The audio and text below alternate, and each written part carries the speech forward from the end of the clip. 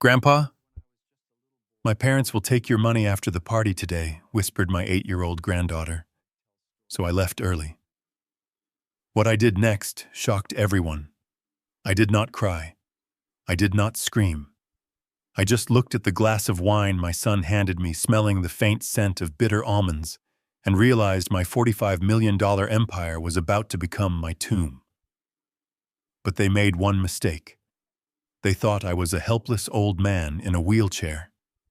They forgot that before I was a CEO, I was a Marine. And tonight, I was not going to be the victim. I was going to be the executioner. Before I continue this story, let me know where you are watching from in the comments below. I sat in my wheelchair, a golden throne of lies overlooking the pristine waters of Lake Tahoe. 72 years old today. The guests raised their glasses chanting my name, Conrad King, the logistics tycoon. But all I saw were vultures circling a dying animal. My son Bradley approached with a smile that did not reach his eyes. He held a crystal goblet filled with dark red liquid.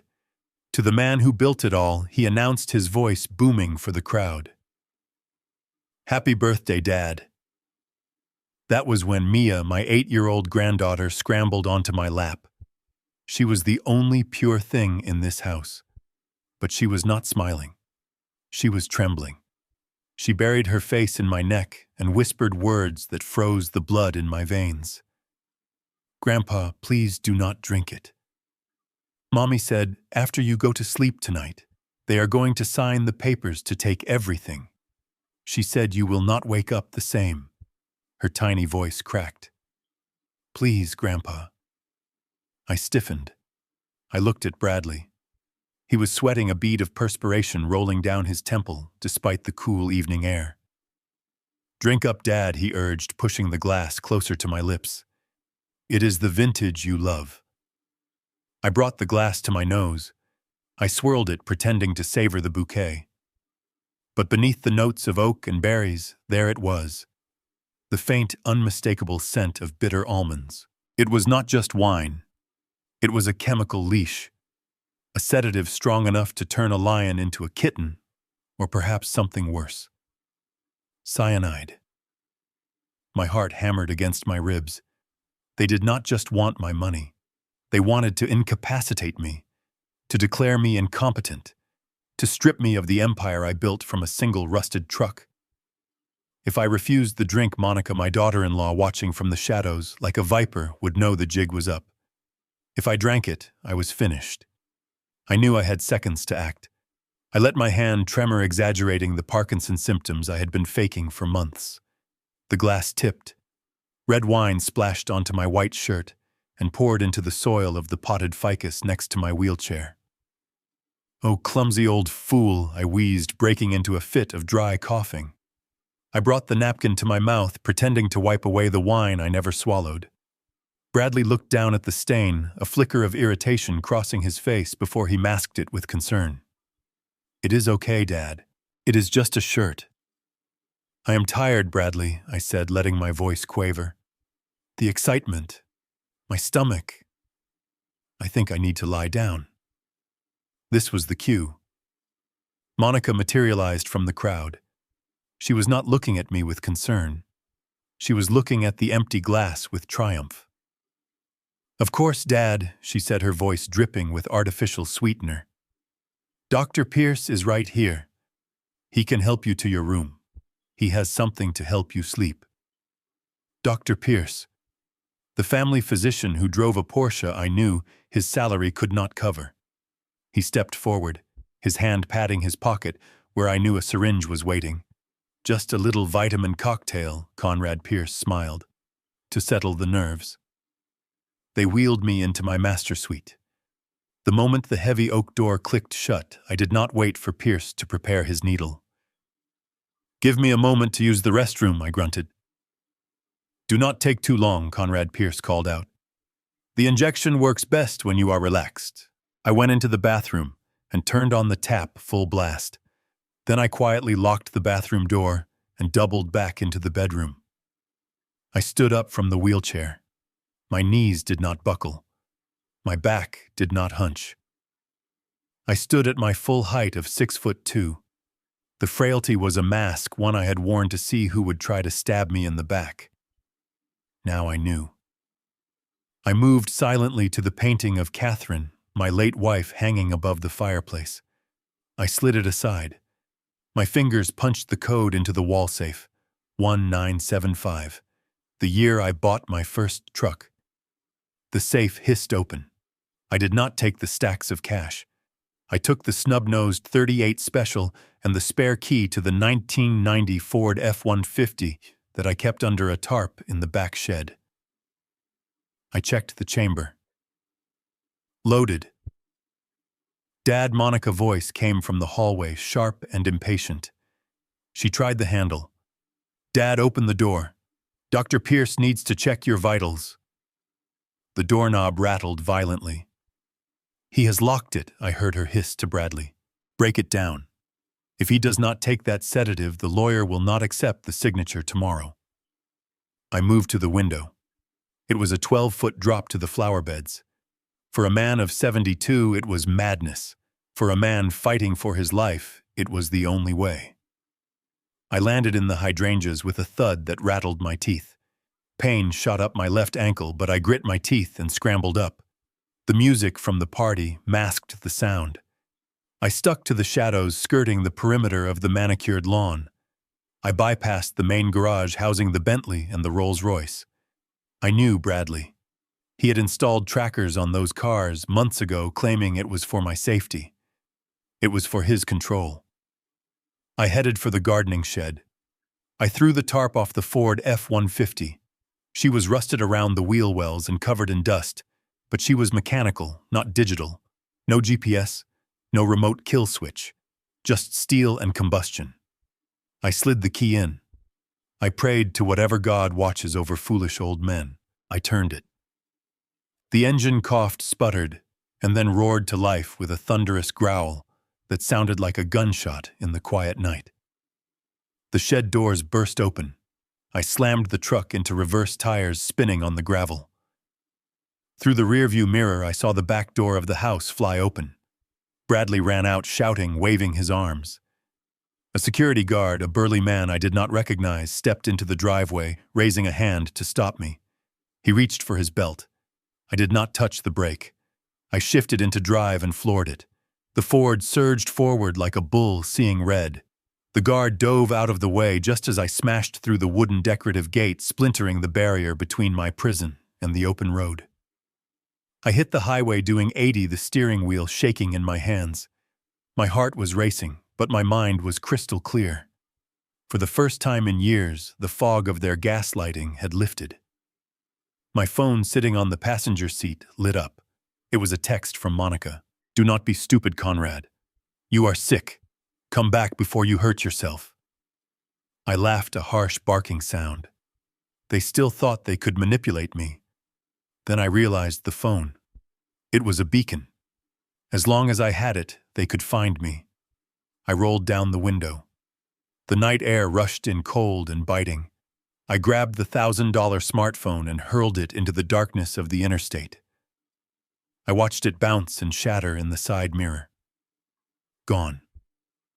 Now I was a ghost. The silence of the cab gave me space to think. I replayed the last month in my head. Bradley's sweaty palms. The way he kept asking about the passcodes to my diversified accounts. I had overheard him on the phone 2 weeks ago, whispering about leverage and margin calls. He was not just a bad investor. He was a gambler. He had leveraged his inheritance before he even had it, sinking millions into cryptocurrency schemes that had crashed. He was drowning, and he had decided to use my life vest to save himself. And Monica, she did not love him. She loved the lifestyle. If Bradley went under, she went with him. Unless they seized control of the King fortune tonight. It was 2 a.m. when I pulled into the industrial district. The headquarters of Kingston Logistics stood like a fortress of brick and steel. I had retired 5 years ago, handing the reins to a board of directors, but I still owned the building. And I still had the master key. I parked the truck inside the loading bay and made my way to the server room on the 4th floor. The air was stale, smelling of ozone and dust.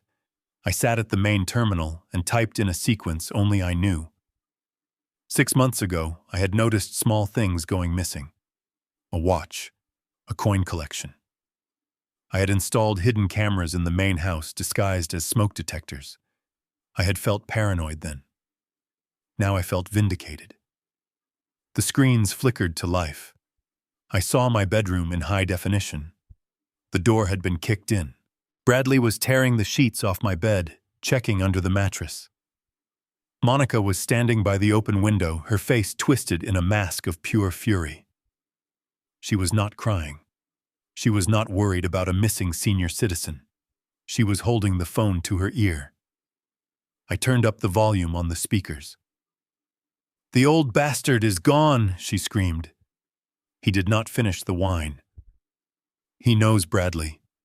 He knows." Bradley looked like he was about to vomit. "What do we do if he goes to the lawyers?" "Shut up." Monica slapped him. The sound rang through the speakers. "Call the police. Tell them your father has dementia. Tell them he has a gun and he is delusional. We need to find him before he changes the will. Get Dr. Pierce to sign the commitment papers now. By tomorrow morning, Conrad King needs to be a ward of the state, or we are both dead." The bitter taste of almonds lingered on my tongue, a chemical warning that screamed danger. I knew I had seconds before Bradley or Monica noticed I had not swallowed. I clamped my jaw shut, forcing a violent spasm in my throat. The cough ripped out of me loud and wet, a performance I had perfected over years of dodging boring board meetings. I grabbed the silk handkerchief from my breast pocket and pressed it to my lips, spitting the toxic red liquid into the fabric while my body convulsed in feigned agony. "Oh, God," I wheezed, letting my head loll back against the wheelchair headrest. My chest. It burns. The music stopped. The chatter died. I felt the weight of 100 eyes on me. This was the part I hated most. The pity. The disgust. I saw it in the faces of my business partners, men I had once crushed in negotiations, now looking at me like a broken antique that needed to be discarded. Dad, Bradley exclaimed, his hand hovering uselessly over my shoulder. He looked terrified, but not for me. He was terrified the plan was failing. "Get him some water." "No." I gasped, pushing his hand away, my voice trembling with the perfect pitch of a senile old man. "I just want to go to my room. Please. Just get me out of here." I slumped in the chair, making myself small, making myself heavy. Out of the corner of my eye, I saw Monica. She did not move a muscle. Her face was a mask of cold porcelain, but her eyes were darting between the wine glass and my handkerchief. She suspected. She knew the dose in that glass was enough to drop a horse, and I was still talking. She turned her head slightly and locked eyes with Dr. Pierce, who was standing by the buffet table. She gave a microscopic nod. It was an order. "Finish him." "I will take him," Pierce announced, stepping forward with an oily smile that made my skin crawl. "He is just overstimulated. A little rest is all he needs." He grabbed the handles of my wheelchair, his grip firm, possessive. "Come on, Conrad. Let us get you tucked in." As he wheeled me away from the party, the wheels clicking rhythmically on the marble floor, I felt like a prisoner being escorted to the gallows. We entered the long hallway leading to the master wing. The noise of the party faded, replaced by a silence that felt heavy and suffocating. Monica walked beside us, her heels clicking like gunshots. "You really made a scene back there, Dad," she said, her voice devoid of warmth. "Ruining your own birthday." "Typical." "I am sorry," I mumbled, letting my head drop to my chest. "I feel so weak." "We will fix that," Pierce said softly. Too softly. We reached my bedroom. Pierce pushed me inside and Monica closed the door behind us, locking it with a decisive click. The sound echoed in the large room. Pierce did not waste time. He did not check my pulse. He did not ask how I felt. He walked straight to his medical bag on the dresser and unzipped it. The metallic glint of a syringe caught the light. "This will help you sleep," Conrad Pierce said, tapping the vial. "Deep, restful sleep. You will not dream. You will not worry about anything anymore." "I do not like needles," I whined, gripping the armrests of the wheelchair, my knuckles white. "I just want to sleep naturally." "Stop being a child, Dad," Monica snapped, crossing her arms. "Dr. Pierce knows what is best. Give him the arm." Pierce approached the needle poised. I saw the liquid inside, clear and lethal. If that needle touched me, it was game over. I would wake up in a facility, or I would not wake up at all. I needed to separate them. I needed 3 minutes. My stomach, I groaned, clutching my midsection and doubling over. I think I am going to be sick. The wine. I need the bathroom, now. Pierce hesitated, the needle inches from my arm. "It will pass, Conrad. Just hold still. I am going to vomit on your shoes," I roared, leaning forward and making a retching sound that was only half fake. Monica recoiled, her face twisting in revulsion. "Let him go to the bathroom, you idiot. I do not want vomit on the Persian rug." Pierce sighed, annoyed, but he stepped back. "Fine. But be quick. I am coming in, if you are not out, in 2 minutes." I scrambled out of the wheelchair, using the furniture to support my fake frailty, stumbling toward the ensuite bathroom. I slammed the door behind me and threw the deadbolt. I leaned against the heavy wood, listening to them whisper on the other side. My hands stopped shaking. The act was over. Now the war began. I waited in the bathroom, counting the seconds until I heard the heavy click of the bedroom door latching shut. Monica was complaining loudly about the indignity of waiting on a sick old man, and Pierce was murmuring soothing nonsense about patience. The moment their voices were muffled by the wood, I killed the faucet. The sound of running water died, instantly replaced by the silence of a predator lying in wait. I did not limp to the door. I strode. My spine straightened, the curvature of age vanishing like smoke. I moved with a silent, deadly grace that had kept me alive in jungles 50 years ago. I reached the main bedroom door and threw the heavy brass deadbolt, locking them out. The mechanical click was loud in the quiet room. Immediately, the handle jiggled violently. Dad Monica voice came through the wood, shrill and demanding. "What are you doing? Open this door right now. Dr. Pierce needs to check your blood pressure. You are confused." I did not answer. I walked to the east wall where a life-sized portrait of Catherine hung. My sweet Catherine, who hated violence but understood survival. I swung the heavy frame aside, revealing the cold steel face of a wall safe. My fingers did not tremble as I punched in the code. 7249, the date I enlisted in the Corps. The mechanism whirred and clicked open. Inside lay my true insurance policy. Not a piece of paper, but a matte black M1911 pistol, the one I had carried when the world was burning around me. Beside it sat the spare key to the Ford F-150. I checked the magazine. It was full. I racked the slide, the metallic clack satisfying and final. "Dad, open up," Monica was screaming now, pounding on the wood with her fists. "You are having an episode. Just let us in before you hurt yourself." I ignored her. I walked to the window. They thought I was a senile old man whose bones were brittle as dry twigs. They forgot that I had once climbed cliffs with 80 pounds of gear on my back while taking fire. I unlatched the window and slid it up.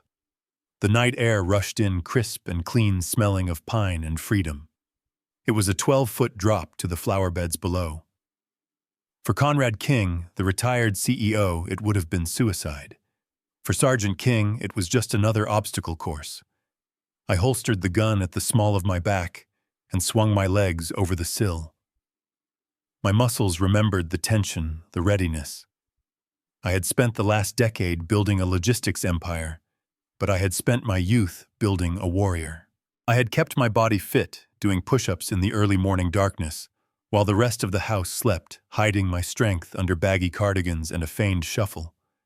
I needed them to underestimate me, and God did they fall for it.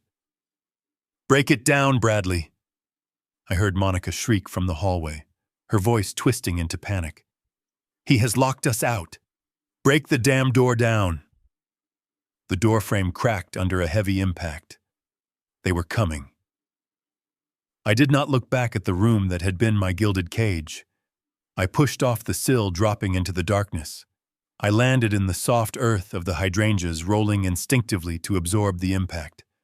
I came up in a crouch, dirt on my knees, gun heavy against my spine, alive in a way I had not been for years. The hunt was on. I kept to the shadows, moving through the manicured hedges of the estate, like a ghost haunting his own grounds. The party music was still drifting from the lakeside terrace, a polite jazz melody that masked the chaos erupting in the master bedroom upstairs. I could hear the faint sound of shouting, but I did not look back. My target was the main garage, a structure larger than my first 3 houses combined. Inside, the automatic lights flickered on, revealing the gleaming chrome and polished paint of my collection. The Bentley Continental sat next to the Rolls-Royce Phantom. Beautiful machines. Expensive machines. Traps. I knew my son. Bradley was a coward who loved control. He had insisted on upgrading the security systems on these cars months ago, linking them to his phone. If I turned the key in any of these, he would know instantly. He could kill the engine remotely and lock the doors, trapping me inside until his hired goons came to collect me. I walked past them, my reflection distorted in their waxed surfaces. I headed for the back of the property, to the old maintenance shed that Monica had been begging me to tear down for years. She called it an eyesore. I called it history. I slid the heavy wooden door open on its rusty track. The smell hit me instantly. Old oil, dust, pine. It was the smell of hard work.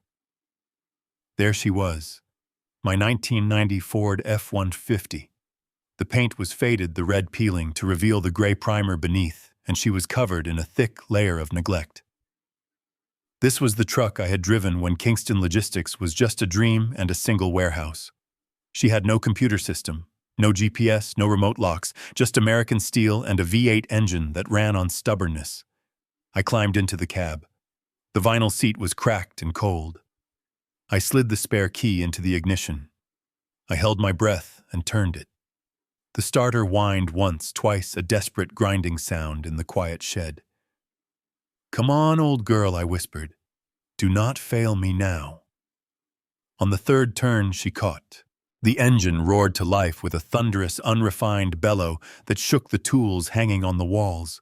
It was loud, obnoxiously loud. It was the sound of a declaration of war. I slammed the gear shift into reverse and backed out, tires crunching violently on the gravel. I spun the wheel and shifted into drive. The headlights cut through the darkness, illuminating the long driveway leading to the main gate. That was when I saw him. A man stepped out from the security booth, blocking the exit. It was not old Sam, the night watchman I had known for years.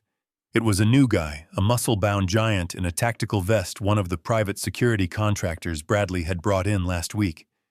He held up a hand, palm out, commanding me to stop. His other hand went to his belt, resting on a taser. He was shouting something, but the roar of the engine drowned him out. He thought I would stop. He looked at the old truck and the old man behind the wheel, and he saw weakness. He saw a confused senior citizen who would be intimidated by a uniform and a stern look. He did not see the man who had driven convoys through hostile territory. I did not touch the brake. I tightened my grip on the steering wheel and floored the accelerator. The truck surged forward, the rear tires spinning and catching, finding traction. The guard eyes went wide. He realized too late that I was not bluffing. He dove to the left, rolling into the decorative bushes just as the massive steel bumper of the Ford made contact with the barrier arm. There was a sickening crunch of metal and wood. The barrier shattered, sending splinters flying into the night air. The truck shuddered, but kept moving, plowing through the debris without slowing down. I checked the rearview mirror. I saw the guard scrambling for his radio, shouting into it. Let him call. By the time they organized a pursuit, I would be a ghost on the highway. I turned onto the main road, leaving the golden cage of my estate behind, disappearing into the darkness of a world I was about to set on fire. The interstate was a blur of asphalt and passing headlights under the orange glow of the street lamps. I pushed the old Ford to 80 miles an hour, the engine screaming a protest against its years of neglect. My hands were cramping around the steering wheel, not from age, but from a rage so cold it felt like ice in my veins. On the passenger seat, my phone lit up again. It vibrated against the vinyl upholstery like an angry hornet. Bradley, then Monica, then Bradley again. They were relentless. I glanced at the screen.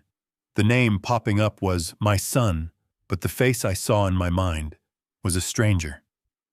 I remembered the conversation I had overheard just last week, standing outside his home office door. I had gone to ask him about a game of chess, but stopped when I heard him sobbing. He was not crying over a lost parent or a sick child. He was crying over a ledger.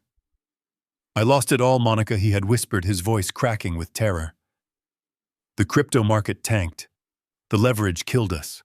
I owe $5 million. If I do not pay by the end of the month, they are going to break my legs." $5 million. He had gambled away a fortune that took me a decade to build in a digital casino I did not even understand.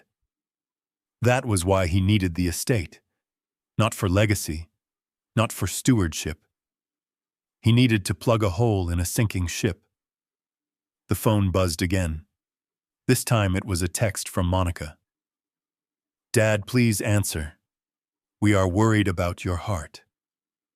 My heart. The audacity made me laugh, a dry, humorless sound. I remembered the papers she had slid across the breakfast table 3 days ago. "Just standard procedure, Dad," she had said, smiling that shark smile. "It is a power of attorney, in case you get tired of managing the accounts. We can handle the heavy lifting." I had refused then, seeing the flash of fury in her eyes before she masked it. She did not want to help me carry the load. She wanted to bury me under it. They were tracking me. I knew it. Modern phones were nothing but digital leashes, and as long as that device was in the cab, they knew exactly where I was. I was leading them right to me. I rolled down the window. The wind roared into the cabin, loud and violent, whipping my thinning hair. The noise of the rushing air drowned out the engine, drowned out the ringing phone, drowned out the memory of Mia whispering in my ear. I grabbed the device. It felt heavy, warm with the battery life that connected me to the people trying to kill me. I did not hesitate. I hurled it out into the black void of the night. I watched in the side mirror as it tumbled along the asphalt, sparking once before shattering into oblivion. The connection was severed. The silence that filled the cab instantly was heavy, but it was mine. I was off the grid. No GPS, no calls, no lies. Just a man and his truck driving north toward the rain-soaked streets of Seattle. They thought they were chasing a senile old man. They were about to find out they were chasing a ghost who knew their secrets better than they did. The industrial park was a ghost town at 2 a.m. I killed the headlights as I rolled the Ford into the rear lot of Kingston Logistics. The building loomed against the night sky, a silent monument to 40 years of grit. I built this place from the ground up, brick by brick, and even though I had retired 5 years ago, it still felt more like home than that mausoleum by the lake ever did. I bypassed the main entrance. I went straight for the service door near the loading docks. My hand felt for the heavy brass master key on my ring. It slid into the lock with a smooth, familiar action. The door groaned open, and the smell hit me. Diesel fumes, stale coffee, and floor wax. The scent of an empire. I did not stop to reminisce. I took the stairs 2 at a time, ignoring the protest in my knees. I needed the server room on the 4th floor. It was the nerve center of the company, but it also housed a private server I had installed 6 months ago off the books, a server that linked directly to the hidden eyes I had placed inside my own home. The room was freezing, the hum of the cooling fans a steady drone. I sat at the terminal and typed in the encryption key. The wall of monitors flickered to life. My heart went cold. I was looking at my bedroom, the one I had escaped from less than an hour ago. On the screen, the heavy oak door I had locked finally gave way. It flew open, splintering at the jamb. Bradley stumbled into the room, a crowbar in his hand, his face slick with sweat. He rushed to the bed, ripping back the duvet, expecting to find a drugged old man. He found nothing but empty sheets. "Where is he?" Bradley shouted, spinning around. He checked the bathroom. Empty. He checked the closet. Empty. Monica marched in behind him. She did not look frantic, she looked lethal. She scanned the room, her eyes landing on the open window and the displaced portrait of Catherine. She saw the open wall safe. "He is gone," Bradley stammered, dropping the crowbar. "The safe is open." He took the gun. The sound of the slap was tinny through the computer speakers, but the force of it snapped Bradley head to the side. "You idiot," Monica hissed, her face contorted into a snarl I had never seen before. "He did not drink the wine. I told you he was faking. The old bastard knows everything." "What do we do?" Bradley whined, holding his cheek. "If he goes to the lawyers, we are finished. He will cut us off. The loan sharks will kill me." "Shut up," Monica grabbed him by the lapels of his tuxedo, shaking him violently. "Listen to me. We are controlling this narrative right now. Get your phone. Call the police." "The police?" Bradley blinked, confused. "Yes, you spineless fool, call 911. Tell them your father has suffered a severe psychotic break. Tell them he has dementia and he is armed and dangerous. Tell them he threatened to kill himself and us. But that is not true." "It does not matter if it is true," Monica screamed, pushing him toward the phone. "If the police find him first and think he is crazy, anything he says about us will sound like the ravings of a lunatic. We need him in custody or in a straitjacket before the banks open tomorrow. Make the call, Bradley. Make the call, or I swear I will leave you to the Russians myself." I watched as my son, my flesh and blood, nodded slowly. He wiped the sweat from his forehead, composed his face into a mask of worried grief, and dialed 3 numbers. I sat back in the dark server room, the blue light of the monitor washing over my face. They were not just thieves. They were monsters. They were going to use the law to hunt me down like a rabid dog. I reached into my pocket and pulled out the crumpled picture of Mia I kept in my wallet. "Hold on, kiddo," I whispered to the empty room. "Grandpa is not crazy, but he is about to get very dangerous." The sun was just bleeding over the gray skyline of Seattle when I pulled the truck into a rundown gas station off 4th Avenue. My stomach was growling a hollow ache that reminded me I had not eaten since the party. Since the poison. I pulled my cap down low over my eyes and stepped out into the drizzle. I looked like just another washed-up old-timer down on his luck, which I suppose was exactly what I was. I walked to the ATM in the corner of the convenience store. The fluorescent lights hummed with an irritating buzz. I did not want to use my credit cards. Those left a digital trail, a breadcrumb trail, straight to my location. But a cash withdrawal from a debit account at a third-party ATM was safer. I needed supplies, food, burner phones. I slid my platinum debit card into the slot. It was the heavy metal kind, the one that usually commanded respect from bank tellers. I punched in my PIN, 1975. I selected withdrawal, $500. The machine whirred. It made the familiar clunking sound of counting bills. I waited, my hand hovering over the dispenser slot. But the money did not come out. Instead, the screen flashed red. A message popped up that made my breath hitch in my throat. Transaction denied. Card retained. Reason code 409. Account frozen. Guardianship dispute. I stared at the screen. Code 409. I knew that code. I had seen it used on employees who had lost their minds or had their assets seized by the courts. "Please contact your legal guardian for access to funds," the screen mocked me before going black. My legal guardian. Monica.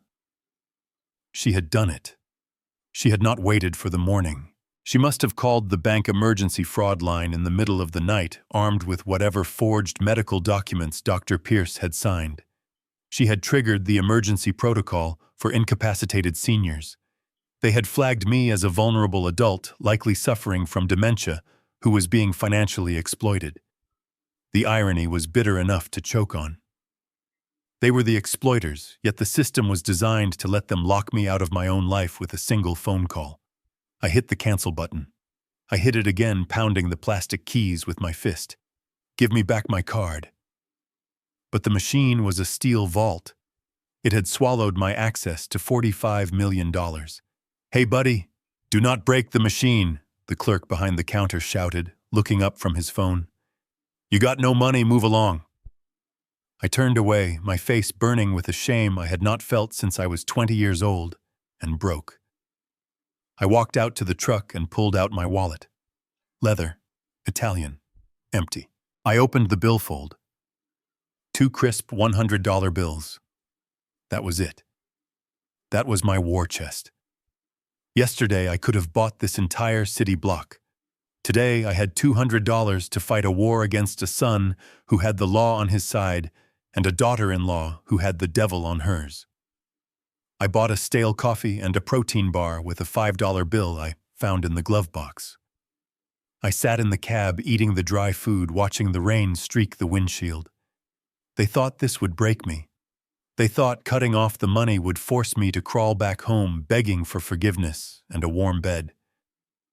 They forgot where I came from. I started Kingston Logistics with a loan from a shark and a truck that smelled like wet dog. I knew how to be poor. I knew how to be hungry. And I knew that a man with nothing left to lose is the most dangerous man on earth. I knew I could not go to Henderson and Associates. They had been my legal counsel for 20 years, which meant they were the first people Monica would have called. She probably had old man Henderson convinced I was wandering the streets in a fugue state by now. If I walked into their lobby, they would not offer me legal advice, they would offer me a cup of tea and call my son to come collect me. I needed a shark. I needed someone who was not on the payroll. I needed someone who hated me enough to know exactly how dangerous I could be. I drove straight to the glass monolith downtown that housed the offices of Whitman and Sterling. 10 years ago, Marcus Whitman had sued Kingston Logistics over a breach of contract regarding a union dispute. He was vicious, brilliant, and completely amoral. He had cost me $2 million and an ulcer. He was perfect. I left the rusted Ford in a loading zone, risking a ticket I could not pay, and marched into the lobby. I caught my reflection in the elevator doors. I looked like a deranged hobo. My tuxedo shirt was stained with wine and dirt from the flower bed. My trousers were torn at the knee. I had not shaved and my eyes were rimmed with red. The elevator opened on the 42nd floor. The reception area was all white marble and intimidation. The receptionist, a young man with a haircut that cost more than my car, looked up from his computer. His nose wrinkled slightly, as if he smelled the diesel fumes clinging to my jacket. "Deliveries are in the basement," he said, without making eye contact. "I am here to see Marcus Whitman," I said, my voice gravelly. He let out a short, dismissive laugh. "Mr. Whitman is in a partners meeting, and he certainly does not take walk-ins from the street. Please leave, sir, or I will call building security." I did not have time for bureaucracy. I heard the low murmur of voices coming from the double mahogany doors at the end of the hall. I started walking. "Sir," the receptionist shouted, scrambling out of his chair. "Sir, you cannot go back there. Go." I ignored him. I pushed through the heavy doors and stepped into the conference room. The conversation died instantly. 12 lawyers in Italian suits turned to stare at me. At the head of the long table sat Marcus Whitman. He looked older, grayer, but his eyes were still predatory. He frowned, looking at the dirty, disheveled intruder standing on his Persian rug. Security Whitman barked, not even rising from his chair. "Get this bum out of here." "Hello, Marcus," I said, my voice filling the room. "You look good." He paused, his eyes narrowing. He squinted, peering through the distance. "Conrad King?" he asked, his voice dripping with disbelief. Is that you? You look like hell. I feel like it too, I replied, walking past the stunned associates. I stopped at the head of the table. I could see the curiosity warring with disgust in his eyes. I heard you retired, Whitman sneered. I did not know you retired to a dumpster. I unclasped the Patek Philippe from my wrist. It was a Grandmaster chime, a limited edition piece I had bought myself the day I sold the majority shares. It was heavy gold and worth more than most people made in a decade. I slammed it down onto the polished wood table. The heavy thud echoed like a gunshot, silencing the room. This is worth $50,000 on a bad day, I said, leaning over the table until I was inches from his face. I am not crazy. I am not senile. But right now I have zero access to my funds and my family is trying to commit me. That watch buys me 1 hour of your time. Just 1 hour. Are you in or are you out? Whitman picked up the watch, holding it up to the light. He watched the tourbillon spin, a mechanical heartbeat of pure gold. He did not look at me. He looked at the 12 lawyers sitting in stunned silence around the table. Get out, he said, his voice low and dangerous. The room cleared in seconds, leaving only the two of us and the hum of the air conditioning. He tossed the watch back across the table. It slid across the mahogany and stopped right at my fingertips. Keep it, Conrad Whitman said, sitting down and opening his laptop. I do not need your money. I am already rich, but I have a pathological hatred for being played. And if your son is trying to weaponize the legal system I helped build, I am going to bury him under it. Sit down. We went to work. Whitman did not ask for coffee. He did not ask for pleasantries. He logged straight into the state corporate database, his fingers flying across the keyboard. I told him everything. The almond scent in the wine, the locked door, the frozen ATM. He listened without blinking, absorbing the data like a machine. If they froze your personal accounts, they must have filed an emergency ex parte motion, he explained, his eyes scanning a digital docket. There it is. Filed at 3:15 a.m. Petitioner Bradley King. Reason immediate danger to self and assets due to advanced dementia. He snorted. They wasted no time. But that was just the opening salvo. Whitman switched tabs, accessing the shareholder registry for Kingston Logistics. My company. The empire I had built from a single used truck into a $45 million logistics titan. It was not just a business. It was my life. It was the legacy I intended to leave for Mia. Here, Whitman said, pointing a manicured finger at the screen. Look at this. It was a document uploaded 48 hours ago. A secured loan agreement. $5 million in liquid cash leveraged against 20% of my voting shares. The interest rate was predatory, the kind of loan you take when you are desperate and stupid. I leaned in closer. At the bottom of the page was my signature. Conrad J. King. The loops were sweeping, the pressure consistent. It looked perfect. Too perfect. I did not sign this, I whispered, the rage vibrating in my chest. I was at the lake house. I have not signed a business document in 6 months. Whitman zoomed in. Look at the witness line. Monica King. And the notary stamp belonged to a man named Henderson. My family lawyer for 20 years. The man I played golf with. The man who held my will. She forged it. Whitman said, his voice cold. She practiced your signature until she got it right, and then she got your crooked lawyer to stamp it. They are not waiting for you to be committed, Conrad. They are already stripping the copper out of the walls. I stared at the screen. Bradley was not trying to take over the company to run it. He was trying to liquidate it. He was going to sell off the fleet, sell the warehouses, and fire the 300 employees who depended on me just to cover his gambling debts. He was going to burn down my legacy to keep himself warm. They think they have won, I said, my hands clenching into fists. They think I am a confused old man wandering the streets. Whitman closed the laptop with a snap. They made a mistake, he said, a cruel smile touching his lips. They left you alive. I know a guy, an investigator. If they want to play dirty, we need to get in the mud. Let us see what else your son is hiding. The door to the conference room opened an hour later. A man walked in who looked like he had been carved out of granite and left out in the rain. This was Russo. He did not wear an Italian suit. He wore a leather jacket that had seen better decades and smelled faintly of menthol cigarettes and rain. He did not offer a hand to shake. He just tossed a thick manila envelope onto the polished mahogany table. It landed with a heavy slap that sounded like a verdict. You better sit down for this, Mr. King Russo said, his voice a low rumble like a diesel engine idling. Your boy is not just bad at math. He is suicidal. Whitman opened the envelope. He slid a series of glossy 8x10 photographs across the table toward me. I looked down and felt my stomach drop. They were surveillance shots taken with a long-range lens, grainy and dark, but clear enough.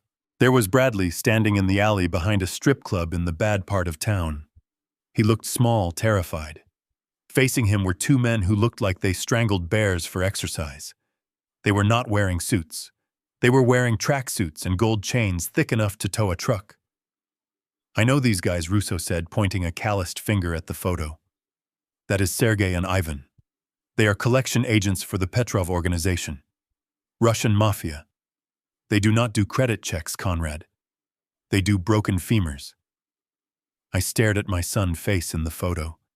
He was pleading, his hands clasped together. I had seen that look before when he was 6 years old and broke a vase, but this time there was no forgiveness in the eyes staring back at him. He owes $5 million, Whitman asked, looking at a ledger Russo had included. That was the principal, Russo corrected. With the juice, it is closer to 7 now. He borrowed to cover his crypto losses, thinking he could double down and win it back. Classic gambler fallacy. But he lost that too. Now the clock is ticking. How long, I asked, my voice sounding hollow in the large room. Friday, Russo said. 3 days. If he does not pay by midnight on Friday, they are not going to foreclose on his house. They are going to put him in a barrel and dump him in the Sound. I leaned back in the expensive leather chair, closing my eyes. The puzzle pieces slammed into place with the force of a physical blow. The cyanide in the wine. The forged documents. The desperate rush to get me committed. It was not just greed. It was terror. Bradley was not trying to steal my empire just to buy a new yacht. He was trying to liquidate my life work to save his own skin. He was going to sell off the trucks, the warehouses, the pensions of 300 loyal families just to pay off a gambling debt to a bunch of thugs. He is a dead man walking, Whitman said coldly, flipping through the rest of the file. That explains the desperation. He needs liquid cash, and he needs it yesterday. If he cannot sell the company, he dies. I looked at the photo again. My son. A weak, foolish man who had made a deal with the devil. He was willing to kill his own father to clean up his mess. A part of me wanted to let the Russians have him. He had earned it. But then I remembered Mia. If Bradley went down, the Russians would not stop at him. They would go after the wife. They would go after the daughter. They would burn everything down until they got their pound of flesh. He needs money, I said, opening my eyes. He thinks I am the only way out. He is wrong, Whitman said, closing the file. You are not the way out, Conrad. You are the only thing standing between him and a concrete pair of shoes. But we can use this. Desperate men make mistakes. And your son is the most desperate man in Seattle right now. Russo reached into his jacket again and pulled out a second folder slimmer than the first, but somehow heavier with implication. He slid it across the mahogany table until it rested next to the evidence of my son's stupidity. If you thought Bradley was the villain here, Mr. King, you are mistaken, Russo rumbled. Bradley is just the useful idiot. Here is the architect. I opened the file. The first photo hit me harder than the sight of the Russian mobsters. It was a high-resolution shot taken through the window of a downtown coffee shop. Monica. My daughter-in-law was sitting across from a man. She was laughing, her hand resting intimately on his forearm. The man was not my son. It was Dr. Pierce, the family physician, the man who had tried to inject me with a vitamin cocktail less than 12 hours ago. They are not just friends, Russo said, his voice devoid of emotion. They have been sleeping together for 8 months. Pierce isn't just signing the commitment papers as a favor. He is doing it for a cut. I flipped through the rest of the photos. Monica kissing Pierce in his Porsche, the two of them arguing over blueprints for a villa in Tuscany. It was sickening. The betrayal was total. But it was the timeline that Russo laid out next that truly revealed the depth of their depravity. We tapped Monica's cloud backups, Russo explained. We found emails, drafts of divorce papers. She isn't planning to stay with Bradley after the payout. I listened as the detective outlined the endgame. It was surgical in its cruelty. Step 1, commit Conrad King to a mental institution seizing power of attorney. Step 2, liquidate Kingston Logistics to pay off the Russian debt, ensuring they do not get killed by the mob. Step 3, file for divorce, immediately citing Bradley's gambling addiction and financial recklessness. Step 4. Monica takes half of the remaining assets plus full custody of the child and vanishes to Italy with Dr. Pierce. My son was going to lose his father, his company, his wife, and his dignity. He would be left with nothing but the shame of what he had done, and the worst part was I could not find it in my heart to pity him. He had raised a hand against me. He had chosen his path. But then I saw the last photo in the stack. It was Mia sitting alone on a park bench while Monica argued on the phone in the background. The little girl looked so small, so incredibly lonely. My heart broke not for the son who betrayed me, but for the granddaughter who was about to be abandoned. Monica did not want custody because she loved Mia. She wanted custody because Mia came with a trust fund. The child was just another asset to be liquidated, another line item on a spreadsheet. I looked up at Whitman, my eyes burning. Bradley is a fool, and he deserves whatever is coming to him. But Monica, she is something else entirely. She is a viper. She is planning to take the girl. Whitman noted, his voice soft. If she leaves the country with your granddaughter, you will never see her again. Over my dead body, I growled, standing up and pacing the length of the conference room. I did not care about the money anymore. I did not care about the company. I cared about that little girl who whispered in my ear and saved my life. I was going to burn their entire world to the ground to keep her safe. Russo gathered the photos. So, what is the play? The play is simple, I said, staring out the window at the city I had helped build. We are going to give them exactly what they want. They want a senile old man who signs over his life. I will give them the performance of a lifetime. And when they think they have won, I am going to remind them why you never corner a wounded animal. I thought I had reached the limit of my rage. I thought seeing my son indebted to the mob and my daughter-in-law plotting with her lover was the peak of this nightmare. I was wrong. Russo hesitated, his hand hovering over his tablet. There is one more thing, Mr. King. You need to see why you cannot just walk away. Why you cannot just let the Russians handle your son. He tapped the screen and turned the device toward me. The video was grainy low-light footage from one of the hidden cameras I had installed in the hallway outside Mia's bedroom. It was time-stamped last night. While I was driving through the rain, sleeping in a truck, my 8-year-old granddaughter was locked in her room. The room was dark, save for the glow of a nightlight. Mia was sitting on the floor, her back against the door. She was not playing with the mountain of expensive toys I had bought her. She was holding a styrofoam cup of instant noodles, cold, cheap, processed sludge. She was eating it with a plastic fork, tears streaming down her face. Where are her parents? I asked, my voice trembling with a fury that made it hard to breathe. Russo swiped to the next image. It was a receipt time-stamped at the exact same time. The French Laundry. A $500 tasting menu. Truffles. Caviar. Champagne. They locked her in, I whispered, staring at the little girl on the screen. They told the nanny not to come. Russo explained, his voice hard as granite. Said they wanted a private family night. Then they locked the girl in her room, turned off the lights, and went out to celebrate your demise. They left an 8-year-old child alone in a mansion for 6 hours with a cup of noodles. On the screen, Mia pulled her knees to her chest. She looked at the camera lens as if she knew I was watching. Grandpa, she sobbed, her voice tiny and broken through the speakers. Grandpa, please come back. I am scared. Daddy is screaming again. Mommy says you are gone. Please, Grandpa. Something inside me snapped. It was not a figure of speech. I felt a physical break, a fracture in the dam, holding back 40 years of discipline. I did not see my business partners. I did not see the lawyer. I saw red. I brought my fist down on the conference table with the force of a pile driver. The heavy crystal water glass sitting near my hand did not just tip over, it exploded. Shards of glass flew across the mahogany like shrapnel. Water soaked into the expensive wood. Blood, dark and thick, welled up on my knuckles where the glass had sliced the skin, but I did not feel the pain.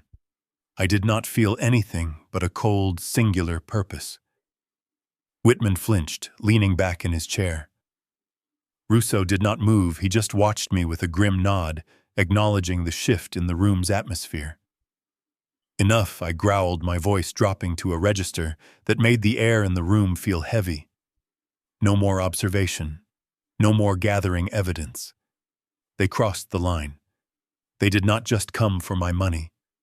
They tortured a child. They came for my blood. I looked at Whitman, my eyes burning with the intensity that made him look away. Activate Plan B. Whitman adjusted his glasses, looking at the blood dripping from my hand onto his table. Plan B is the nuclear option, Conrad. If we do this, there is no coming back. You will destroy them completely.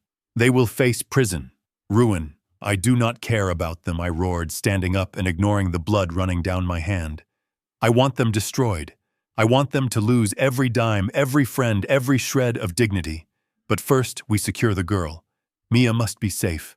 Nothing else matters. Get the paperwork ready, Marcus. Tonight, the king returns, and he is bringing hell with him. Russo handed me a prepaid burner phone bought with cash from a bodega 3 blocks away. It felt cheap and flimsy in my hand, a stark contrast to the heavy gold watch I had slammed onto the table earlier. I took a deep breath, closing my eyes for a second. I needed to summon the actor within the man who had bluffed his way through union strikes and hostile takeovers. I needed to become the victim. I dialed Bradley's number. My hand was steady as a rock, but I forced my breathing to become shallow and rapid. I let a tremor creep into my throat. Bradley. I whispered into the receiver the moment the line connected. Bradley, are you there? Dad.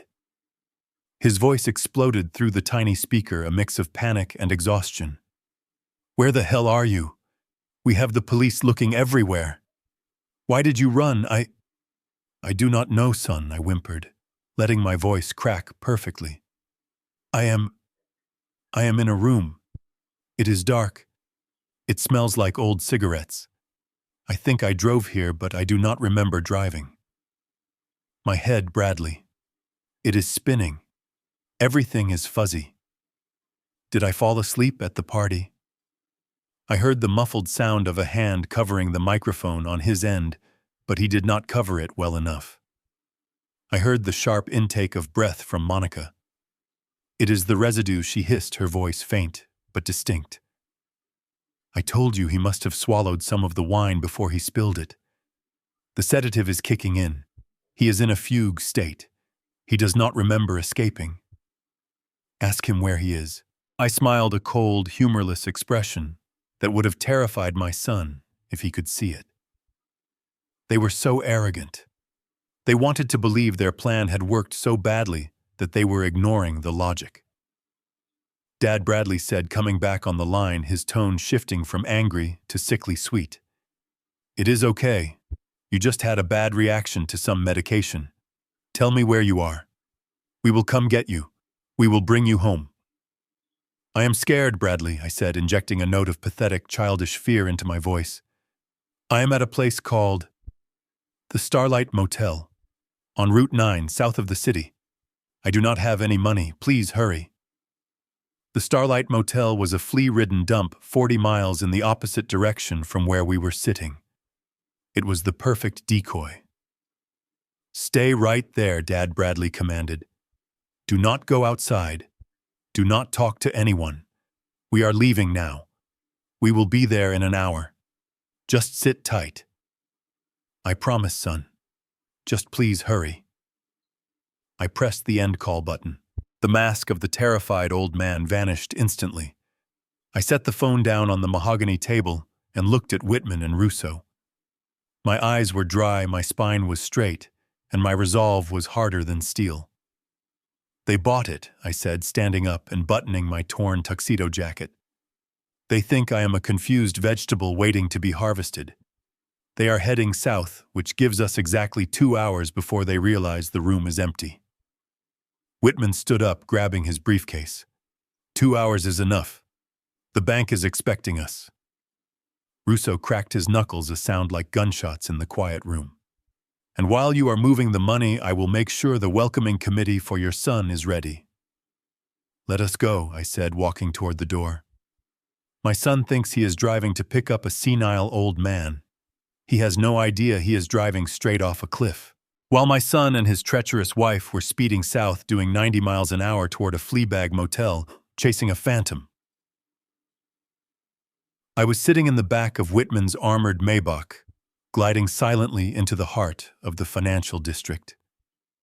The rain was coming down hard now, washing the grime from the truck off the city streets, but it could not wash the grime off my soul. I felt dirty. Not from the physical filth of my escape, but from the biological filth of sharing DNA with a man like Bradley. We pulled up to the Geneva Private Bank. This was not a place with ATMs or tellers. This was a place where money went to be quiet. It was a fortress of limestone and bulletproof glass designed to protect fortunes from exactly the kind of predators my family had become. I stepped out of the car. My tuxedo was torn, my shoes were muddy, and I smelled like diesel and sweat. The doorman, a man in a pristine uniform, hesitated, his hand hovering near his earpiece to call security. Whitman stepped out behind me, his suit sharp enough to cut glass. "He is with me," Whitman said, his voice carrying the weight of 1,000 billable hours. "Open the door." The doorman blanched and held the door open. We marched across the lobby. The silence inside was absolute. It was the silence of wealth. Mr. Weiss, the senior account manager, met us at the entrance to the private vaults. He was a man who had managed my accounts for 30 years, a man who knew where every skeleton was buried because he had paid for the shovels. Conrad Weiss said, his eyes widening as he took in my appearance. "My God. We heard rumors. There was a police report. They said you were missing. They said you were unwell." "I am not unwell, Weiss," I said, my voice echoing off the marble. "I am clarifying my estate. We need a conference room, now." 5 minutes later, we were seated in a room that smelled of old leather and money. Whitman laid the documents on the table. They were complex financial instruments drafted in the last hour, but the intent was simple. Scorched earth. "I want to initiate a full transfer," I said, looking Weiss in the eye. "The Cayman holdings, the Singapore accounts, the liquid capital from the recent merger. Everything." Weiss looked at the papers and his face went pale. "Conrad, this is 90% of your liquid net worth. $45 million. If you move this into an irrevocable trust, you lose control. You cannot get it back. You are effectively making yourself a pauper on paper." I know what I am doing, I said. Move it. All of it. Put it into the Mia King Trust. The stipulations are clear. No access until she is 25. The trustee is a blind third-party firm in Zurich. Not me. Not Bradley. Nobody touches a dime. But why? Weiss asked, his hands trembling as he reached for his tablet. Because my son is coming for a feast, I said, picking up the heavy fountain pen. And I want him to find an empty table. I signed the documents. The scratch of the nib on the paper was loud in the quiet room. With each stroke of the pen, I was severing the lifeline my son was desperate for. I was not just protecting Mia. I was setting the trap. When Bradley and Monica finally cornered me, when they finally forced me to sign their power of attorney, they would be seizing control of a ghost ship. They would inherit nothing but my name and the massive tax liability I was about to unleash. I finished the signature and capped the pen. It was done. I was no longer a billionaire. I was just a grandfather with a burning need for justice. Authorize the transfer I ordered. And Weiss, one more thing. Print a receipt. A single receipt showing a zero balance. I want to have something to hand to my son when he asks where his inheritance went. I drove the battered Ford back toward the estate, the morning sun casting long shadows across the road. My hands were steady on the wheel, but my mind was racing, rehearsing the performance of a lifetime. I had to become the very thing they wanted me to become. Weak, confused, a relic. I pulled up to the main gate, the one I had smashed through only hours before. The debris had been cleared, but the scars on the wood remained. I saw their SUV idling in the driveway. They had just returned from their wild goose chase to the motel, furious and exhausted. This was it. I opened the door of the truck and stepped out onto the gravel. I took a deep breath, let my knees buckle, and collapsed. I hit the ground hard. The stones bit into my palms and knees, but I did not flinch. I lay there in the dirt, letting my breathing become shallow and ragged. I heard the car doors slam. Footsteps crunched rapidly toward me. Dad. It was Bradley. His voice was thick with panic. He grabbed my shoulders, hauling me up with a roughness that betrayed his anger. Where the hell have you been? We drove all night. We went to the motel. You were not there. I let my head loll back. I blinked, my eyes unfocused, staring past him at the towering oak trees. I let my mouth hang open slightly, a look of utter vacuity on my face. I looked at my son, the man who had tried to sell me out to the mob, and I did not see him. I looked through him. Ernest, I whispered, my voice trembling and weak. Ernest, is that you? We need to load the truck. The shipment is late. Bradley froze. He shook me slightly. Dad, what are you talking about? It is me. Bradley. No, I mumbled, reaching out a shaking hand to pat his cheek. Ernest. You look so young. Did we get the loan? The bank said no, but we can fix it. Monica appeared beside him. She looked disheveled, her expensive coat wrinkled, but her eyes were sharp as flint. She grabbed my chin, turning my face to look at her. She studied my dilated pupils, my slack jaw. She did not see a person. She saw an opportunity. She looked at Bradley, and a slow, cruel smile spread across her face. She winked. It is kicking in, she whispered, the triumph dripping from her words. The residue from the wine. It took a few hours, but the chemical cocktail is finally frying his circuits. He is totally lucid dreaming. Bradley exhaled a breath he seemed to have been holding for hours. Are you sure? Listen to him, Bradley, Monica hissed. He thinks you are his dead father. He thinks he is back in the 70s. He is completely gone. This is better than we planned. We do not have to fake the dementia. He is delivering it to us on a silver platter. I let out a low moan, sagging against Bradley. I am tired, Ernest. I just want to go home. We are home, Dad. Bradley said, his voice taking on that sickly sweet tone again. "Come on, let us get you inside."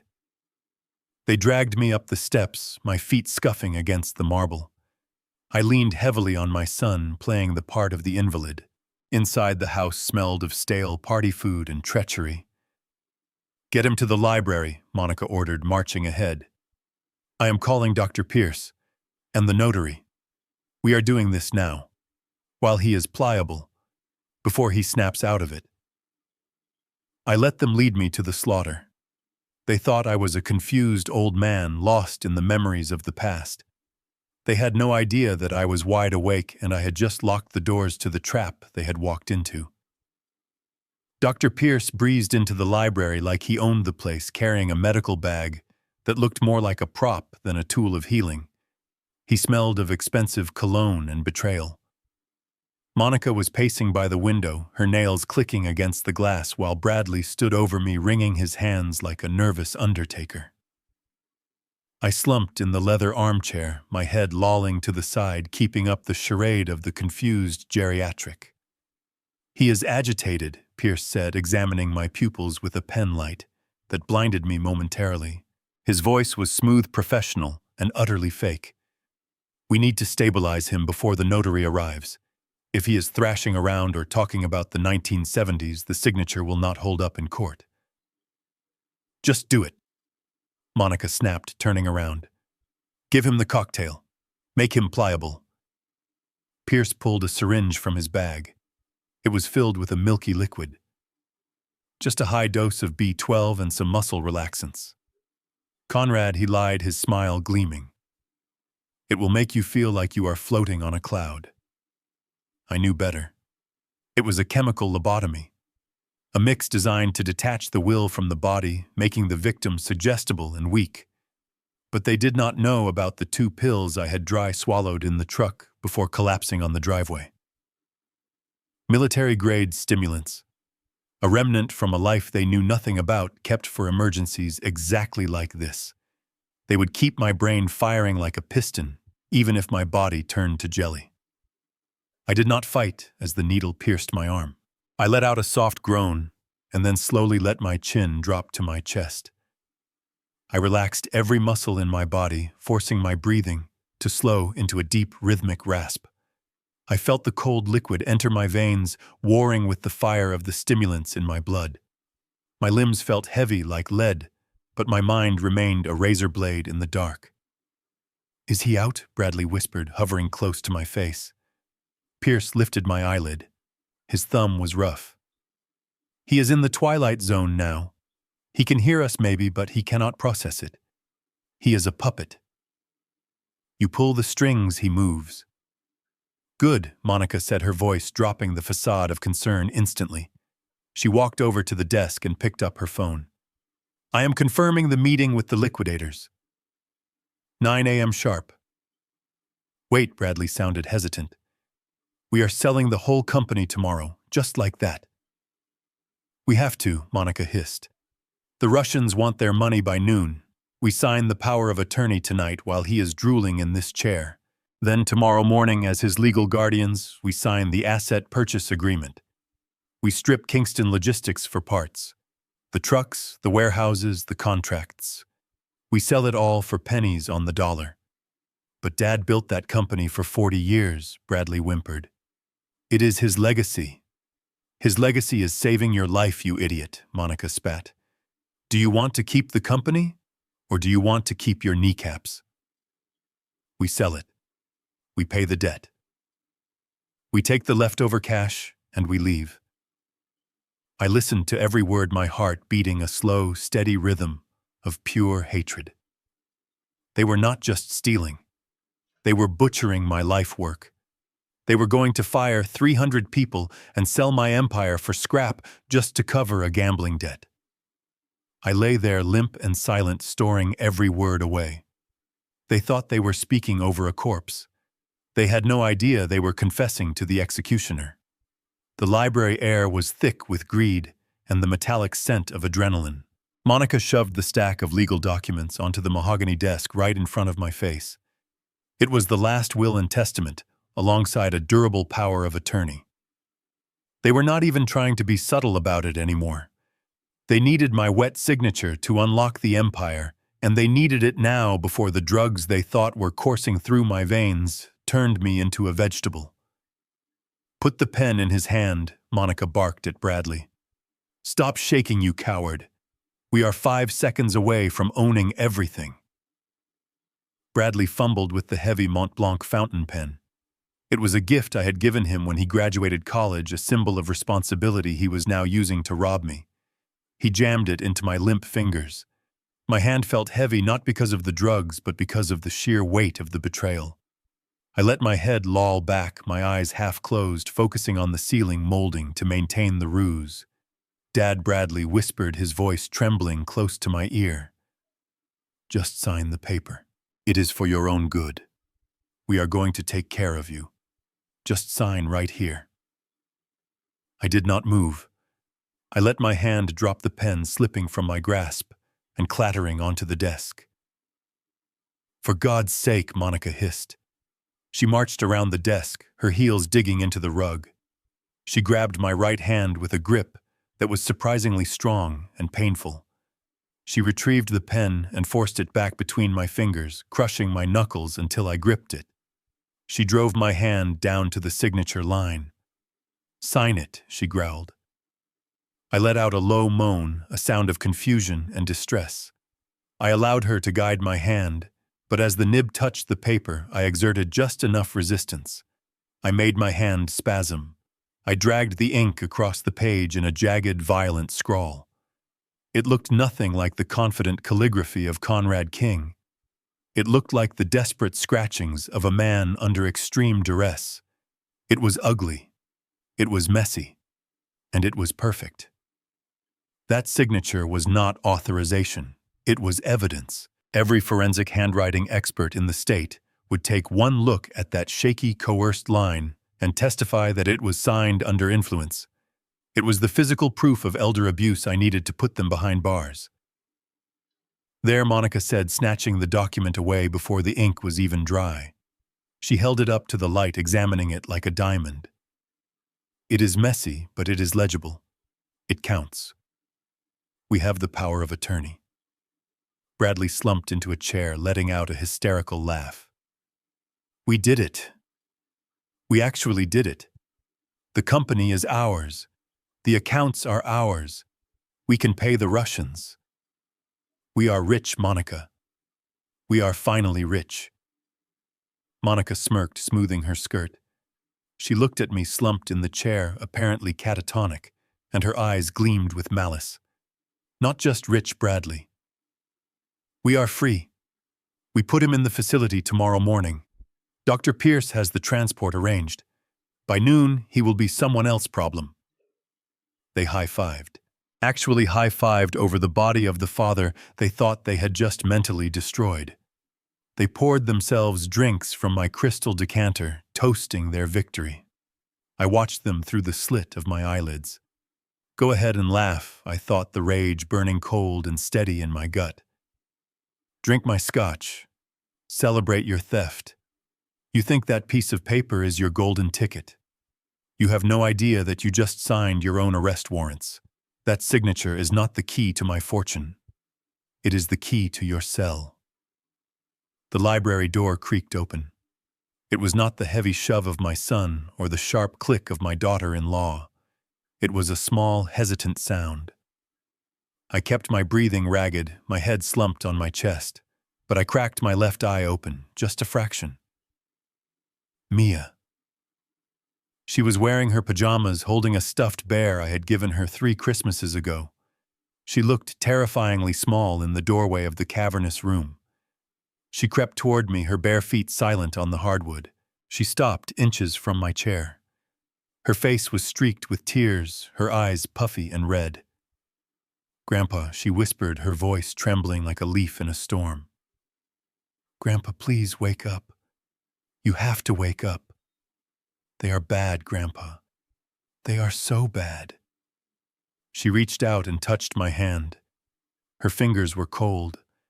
I wanted nothing more than to open my eyes, to pull her into a bear hug and tell her that Grandpa was awake, that Grandpa was actually a monster who was about to eat the bad people. But I could not. If I moved now, if I broke character, the game was over. They would call the orderlies.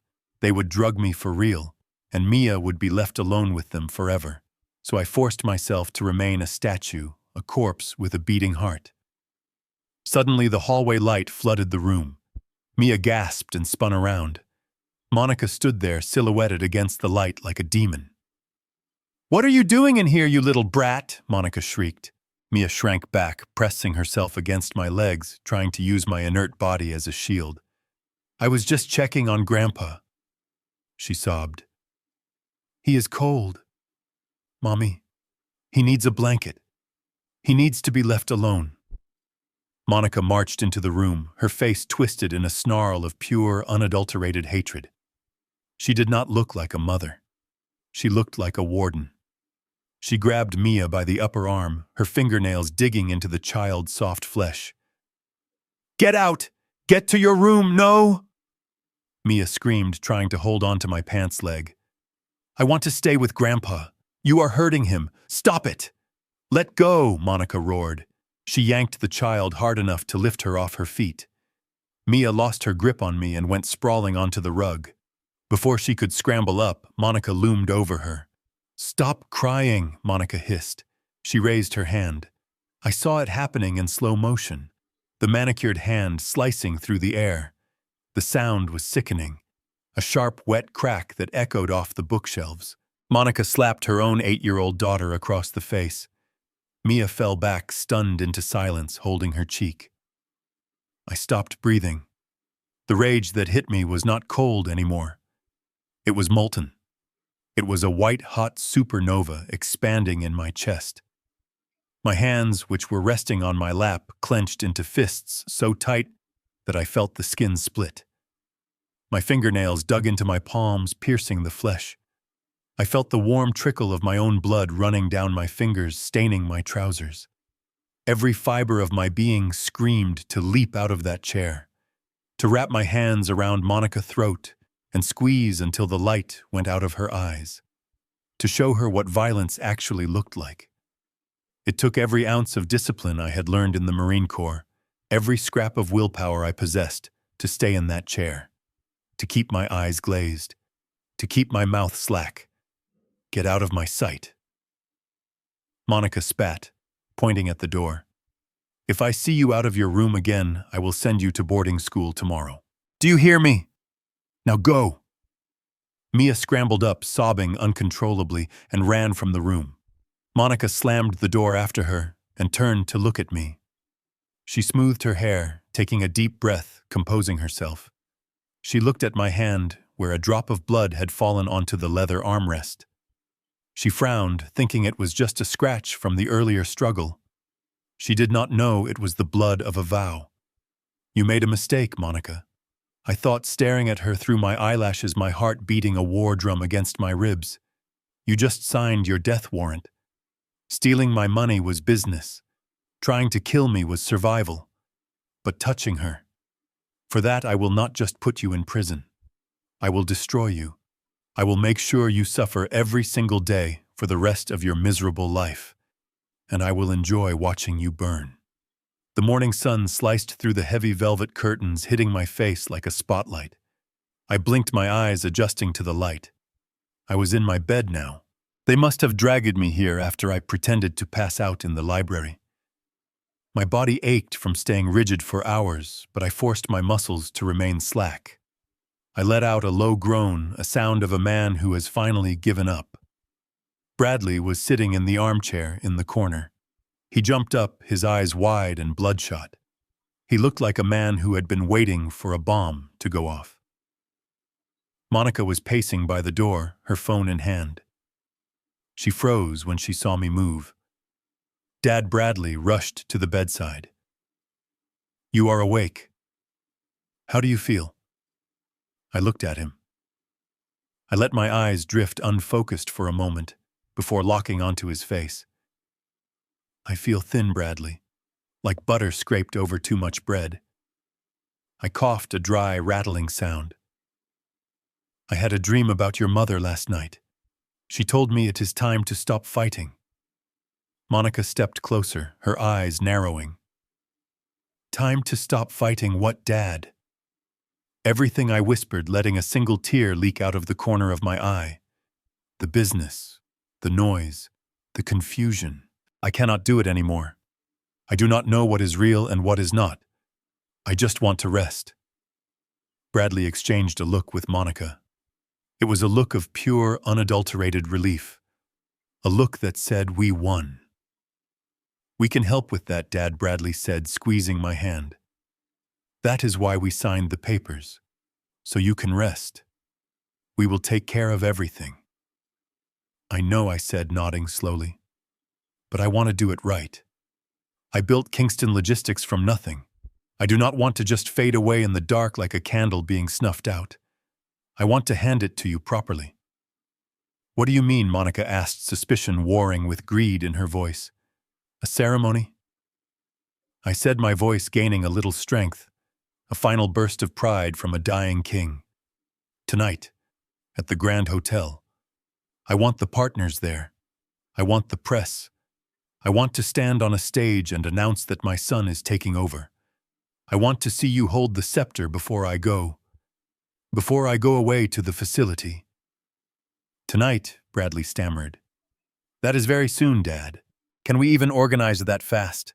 The hotel is booked months in advance. It has to be tonight, I insisted, gripping his hand with a sudden, desperate strength. If I wait, I might forget again. I feel the fog coming back, Bradley. Please, let me have this one last moment of dignity. Let me say goodbye to my empire before I lose my mind completely. Monica's eyes lit up. I could see the gears turning. It was the perfect cover. A public handover. It would legitimize everything. It would stop the rumors about my disappearance. And most importantly, it would satisfy the Russians to see Bradley publicly crowned king of the logistics world. It would buy him time. We can do it. Monica said, a smile spreading across her face that looked like a wound. I will call the events manager. I will threaten to pull our corporate account if they do not clear the ballroom. We will make the calls. It will be a celebration of your legacy, Dad. Good, I whispered, closing my eyes again and sinking back into the pillows. Go, make the arrangements. I just need to sleep until then. Do not wake me until it is time to leave. They practically ran out of the room. I heard them in the hallway, their voices high and excited. We did it, Bradley. He is handing it to us. Call the board. Call the bank. We are going to be billionaires by midnight. I lay there in the silence, listening to them plan their victory party. They were so happy, so eager. They were inviting the whole world to watch their triumph. They had no idea they were sending out invitations to their own execution. I waited until the sound of their excited footsteps faded down the hallway. I waited another 10 minutes just to be sure, listening to the silence of the house that felt more like a tomb than a home. Then I sat up. The feebleness vanished. My movements were sharp and precise. I reached into the pillowcase where I had stashed the burner phone Russo had given me before I returned to the estate. I keyed in a message to Whitman. It was short. It was simple. And it was the fuse that would blow this entire charade sky high. Execute the guest list. Tonight. The Grand Hotel. 8 p.m. The reply came back instantly. Done. The courier is already en route. I lay back against the pillows, a cold smile touching my lips. Bradley and Monica were busy inviting the press, the board members, and the high society sycophants they wanted to impress. They were curating a gallery of witnesses for their triumph. But I was curating a gallery of executioners. Whitman was sending out 2 very special hand-delivered invitations. The first was going to a warehouse in the meatpacking district addressed to a Mr. Sergei Petrov. It was a simple, heavy card embossed with the Kingston Logistics logo. Inside it read, "Your payment is ready. Mr. Bradley King requests your presence to settle all outstanding debts. Grand Hotel Ballroom, 8 p.m. VIP Table 1. Bradley thought he had bought time with the Russians. He thought he could sell the company tomorrow and pay them next week. He had no idea I was inviting the wolves right to his dinner table. When Sergei walked through those doors, Bradley would not see a guest. He would see his own death warrant staring him in the face. He would sweat. He would panic. And everyone in that room would see his fear. The second invitation was going to a manicured suburban home in the hills. To Mrs. Elena Pierce, the devoted wife of the good doctor, a woman who believed her husband was working late shifts at the hospital saving lives. Her invitation was different. It contained a single printed photo from Russo surveillance file, a picture of her husband kissing Monica in his car. The text beneath was brutal. He is not working. He is building a future with her. Come see them celebrate it tonight. Grand Hotel, 8 p.m. Monica thought she was clever. She thought she could steal my fortune, divorce my son, and run off with her lover into the sunset. She forgot that secrets are like landmines. Step on one and you do not just hurt yourself, you destroy everything around you. Mrs. Pierce was not a woman to be trifled with. She came from old money, and she had a temper that was legendary in the country club circuit. When she saw Monica standing next to her husband on that stage, she would not stay quiet. She would scream. I closed my eyes, visualizing the scene. The collision of these worlds. The criminal underground meeting the high society veneer. The betrayed wife meeting the ambitious mistress. It was going to be chaos. Beautiful, absolute chaos. I checked the time. 6 hours until the curtain rose. I needed to rest. I needed to gather my strength. Tonight I had to play the part of the fading patriarch one last time. I had to walk onto that stage frail and trembling and deliver the performance of my life. But inside I would be laughing, because while they were setting the table for a feast, I had just invited the monsters to dinner. The house was quiet, but the silence was electric, vibrating with the tension of the coming storm.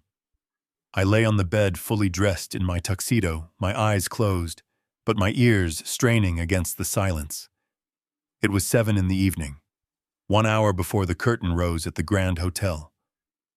Down the hall I heard the distinct beep, beep, beep of the keypad on my office wall safe. Monica. She had waited until the last possible minute. She needed the corporate seal. That heavy brass stamp was the scepter of my kingdom. Without it, the transfer documents she planned to execute tomorrow would be just fancy paper. The lawyers would demand the seal to validate the asset liquidation. She must have bullied the code out of Bradley, or perhaps she had just guessed it. It did not matter. I had not changed the combination because I wanted her to open it. I imagined the scene perfectly. The heavy steel door swinging open on its well-oiled hinges, the greedy anticipation lighting up her face. She would reach into the velvet-lined interior expecting to feel the cold metal of the seal and the thick stacks of emergency cash I always kept there. Instead, her hand would grasp nothing but air. I had cleaned it out 3 nights ago during my escape. The seal, the cash, the bonds, all gone. I had left only one thing behind. A single white index card placed precisely in the center of the shelf. On it, I had written a message in my boldest, steadiest script. No tremors, no shakiness, just the handwriting of a man in total command. Better luck next time, sweetheart. A scream tore through the upper floor of the mansion. It was not a scream of fear. It was a primal shriek of pure, unadulterated rage. It sounded like a banshee realizing its prey had slipped the trap. No. I heard the sound of something heavy being thrown against the wall, then the staccato rhythm of high heels pounding down the hallway. She was running. She was coming for me. My bedroom door flew open, hitting the stopper with a violence that cracked the plaster. Monica stood in the doorway, chest heaving, her face twisted into a mask of fury that ruined her expensive makeup. She held the index card in her hand, crumpling it like trash. You old bastard, she hissed, stalking toward the bed. She did not look like a socialite anymore. She looked like a cornered animal. You are faking. I know you are faking.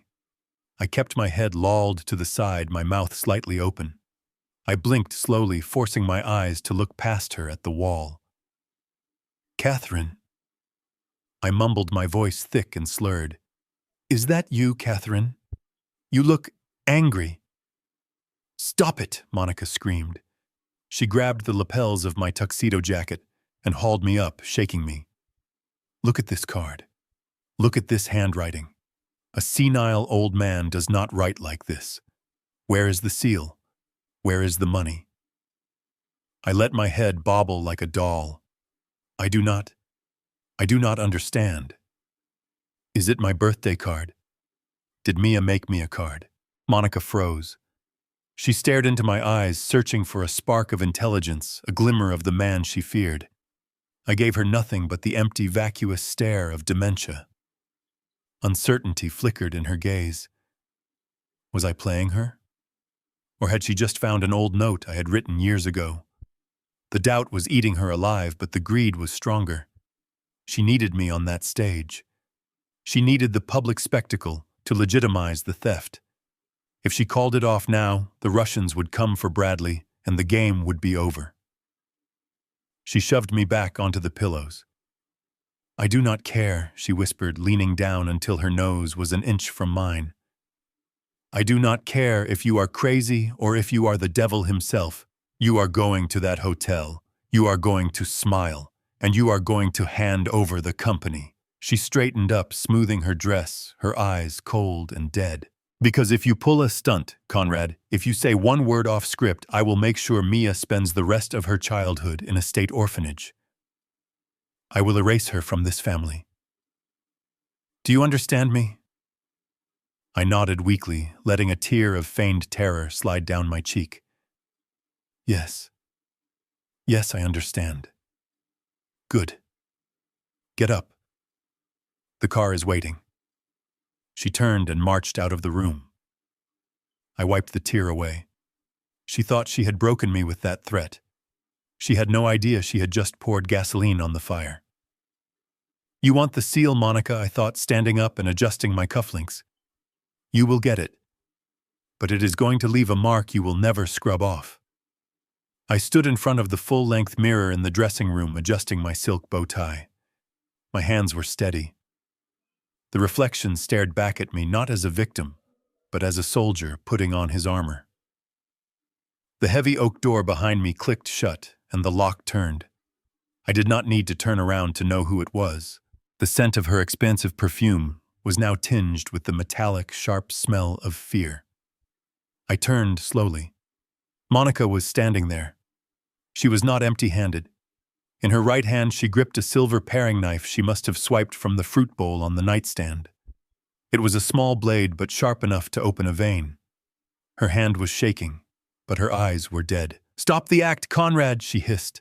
Stepping closer, the blade pointed at my chest. I know you moved the seal. I know you moved the cash.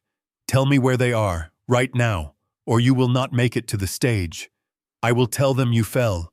I will tell them it was an accident. She lunged. It was a clumsy, desperate thrust born of panic, not skill. She expected me to cower. She expected the frail old man she had tormented for years to beg for his life. She got the Marine. I did not flinch. I stepped inside her guard, moving with a speed that defied my 72 years. My left hand shot out, clamping around her wrist like a steel vise. I squeezed. Her eyes went wide with shock, the color draining from her face as she realized the strength in my grip was not that of a dying man. I twisted her arm up and behind her back, forcing her body to bend. The knife clattered to the floor with a harmless ping. I kicked it away. I did not let go. I pulled her close until her ear was inches from my lips. I dropped the tremulous old man voice entirely. My voice was low, steady, and cold as the grave. Do you think because I am old, I am stupid, Monica? She gasped, trying to struggle, but I held her fast. You played your hand, I whispered. You threatened my granddaughter. You tried to poison me. You thought you were the predator in this house. You have no idea what you are dealing with." I shoved her forward. She stumbled, crashing into the racks of designer suits. Before she could regain her balance, I stepped out of the dressing room and pulled the heavy door shut. I turned the key in the lock. "Let me out," she screamed, pounding on the wood. "You cannot do this. The guests are waiting." I leaned against the door, adjusting my cufflinks. "Scream all you want," I said through the wood. "No one can hear you over the music downstairs. You wanted a show, Monica. You will get one. But you are going to miss the opening act." I pocketed the key. "Tonight, you lose everything," I whispered to the door. I walked out of the bedroom, leaving my daughter-in-law trapped in the dark with nothing but her greed and a silver knife to keep her company. The king was returning to his throne, and the queen was already in checkmate. The Grand Hotel ballroom was a galaxy of crystal chandeliers and forced laughter. Waiters in white gloves moved like ghosts through the crowd, offering champagne and canapés to the city elite. It should have been the greatest night of Bradley King life. He was about to be crowned the new emperor of logistics. But as he stood by the ice sculpture of a swan, he was sweating through his silk shirt. His eyes were not on the investors or the beautiful women. They were locked on the main entrance. The crowd parted. They did not move out of politeness, they moved out of instinctual fear. Two men walked into the room like wolves entering a sheep pen. They wore suits that cost money but did not fit quite right, the fabric straining across shoulders, built for violence. Sergei and Ivan. The nightmare had arrived. Bradley dropped his glass. It shattered on the marble floor, a tiny explosion of crystal and expensive scotch. He turned to run, but there was nowhere to go. The walls were lined with business partners and reporters. Before he could take a step, Sergei was there. The Russian smelled of stale tobacco and cold rain. He wrapped an arm around Bradley's shoulders. To the room, it looked like an old friend greeting him. To Bradley, it felt like a python constricting its prey. "You look nervous," little King Sergei whispered, his voice a low rumble that vibrated in Bradley's chest. "You sent invitation. We are here. Where is our money?" Bradley tried to speak, but his throat was dry as sand. He forced a smile for the photographer flashing a picture nearby. "It is coming," he stammered, his voice barely audible over the jazz band. "My father. He is backstage. He is going to make the announcement in 1 hour." Sergei tightened his grip. His fingers dug into the soft flesh of Bradley's arm, bruising the muscle. "We do not want announcement. We want cash. 5 million, tonight. Or we take you outside and we break every bone in your hands." "I will get you more," Bradley hissed, desperate tears stinging his eyes. "I will get you double. Listen to me, Sergei. The company is worth 45 million. As soon as he signs the deed of transfer on that stage, I control the liquid assets. I can wire you $10 million by midnight. 10 million. Just give me 1 hour." Sergei looked at Ivan. They exchanged a silent look, a communication of predators assessing the risk. Sergei looked back at Bradley, his eyes black and empty. 10 million. Sergei repeated slowly, tasting the number. "Yes. 10 million. Just let me do the speech. Let me get the signature. Please." Sergei smiled. It was a terrifying expression that did not reach his eyes. "Okay, little king. We wait. But we do not wait at the bar. We wait with you. We are your new best friends. We go where you go. If you go to bathroom, we go. If you go to stage, we go to front row. And if the old man does not sign, if there is no money by midnight." He did not finish the sentence. He did not have to. He patted Bradley on the cheek, a gesture that looked affectionate, but felt like a slap. Bradley nodded, swallowing the bile rising in his throat. He looked around the glittering room. He was trapped. On one side, he had a father he was about to betray. On the other, he had the monsters he had invited into his life. He took a fresh glass of champagne from a passing tray and downed it in one gulp. 1 hour. He just needed to survive 1 hour. Then the old man would sign and the nightmare would be over. He had no idea the nightmare was just beginning. I left the sound of Monica screaming behind the heavy oak door and moved toward the service elevator. I knew exactly where they had put her. Monica had mentioned a quiet room on the top floor, away from the noise of the party, a place where a crying child would not embarrass the brand. They treated my granddaughter like a defective product that needed to be stored away in a warehouse until it was convenient to bring her out. I bypassed the main corridor, avoiding the staff and the early guests. I moved with a purpose that defied my age. The cane I had been using as a prop for the last 6 months was gone. I walked tall, my strides long and silent. I reached the heavy steel door of the storage suite at the end of the hallway. I pressed my ear against the cold metal. I heard it, a soft rhythmic sobbing. It was a sound that tore through the armor I had built around my heart. It was the sound of pure loneliness. I did not bother looking for a key. I stepped back, measuring the distance. I channeled 40 years of rage and slammed the heel of my dress shoe into the lock mechanism. The wood frame splintered with a loud crack, and the door swung open. The room was dark, filled with stacks of old chairs and banquet tables. In the center, sitting on a dusty dropcloth, was Mia. She looked up, her eyes wide with terror shielding her face as if she expected another slap. When she saw it was me, she froze. "Grandpa," she whispered, her voice trembling. "You are walking." I crossed the room in 2 strides and scooped her up into my arms. She felt so light, so fragile. She buried her face in my tuxedo jacket, her tears soaking into the silk. I held her tight, shielding her from the darkness, shielding her from the parents who had failed her. "I am here, sweet pea," I whispered, stroking her hair. "Grandpa is here, and I am never going to let anyone hurt you again." "But Mommy said you were sick," Mia sobbed, clinging to me. "She said you were going away." "Mommy was wrong," I said, my voice hardening. "Mommy made a mistake. I am not going anywhere. But we are going to see a show." I carried her out of the room, down the service elevator that bypassed the ballroom and opened directly into the backstage wings. The sound of the orchestra was loud here, a swelling crescendo of strings and brass. Through the heavy velvet curtains, I could see the bright lights of the stage. Standing in the shadows was Russo. He looked out of place in his leather jacket among the stagehands in black, but he looked solid. He looked like a wall that nothing could break. He nodded as I approached. "Is this the package?" Russo asked, his voice low. "This is my life," I corrected him, handing Mia gently over to the detective. "I want her in the van. Windows tinted, doors locked. Do not take your eyes off her, Russo. If anyone comes near her, anyone at all, you put them down." Mia looked at me, panic returning to her eyes. "Grandpa, where are you going? Come with us."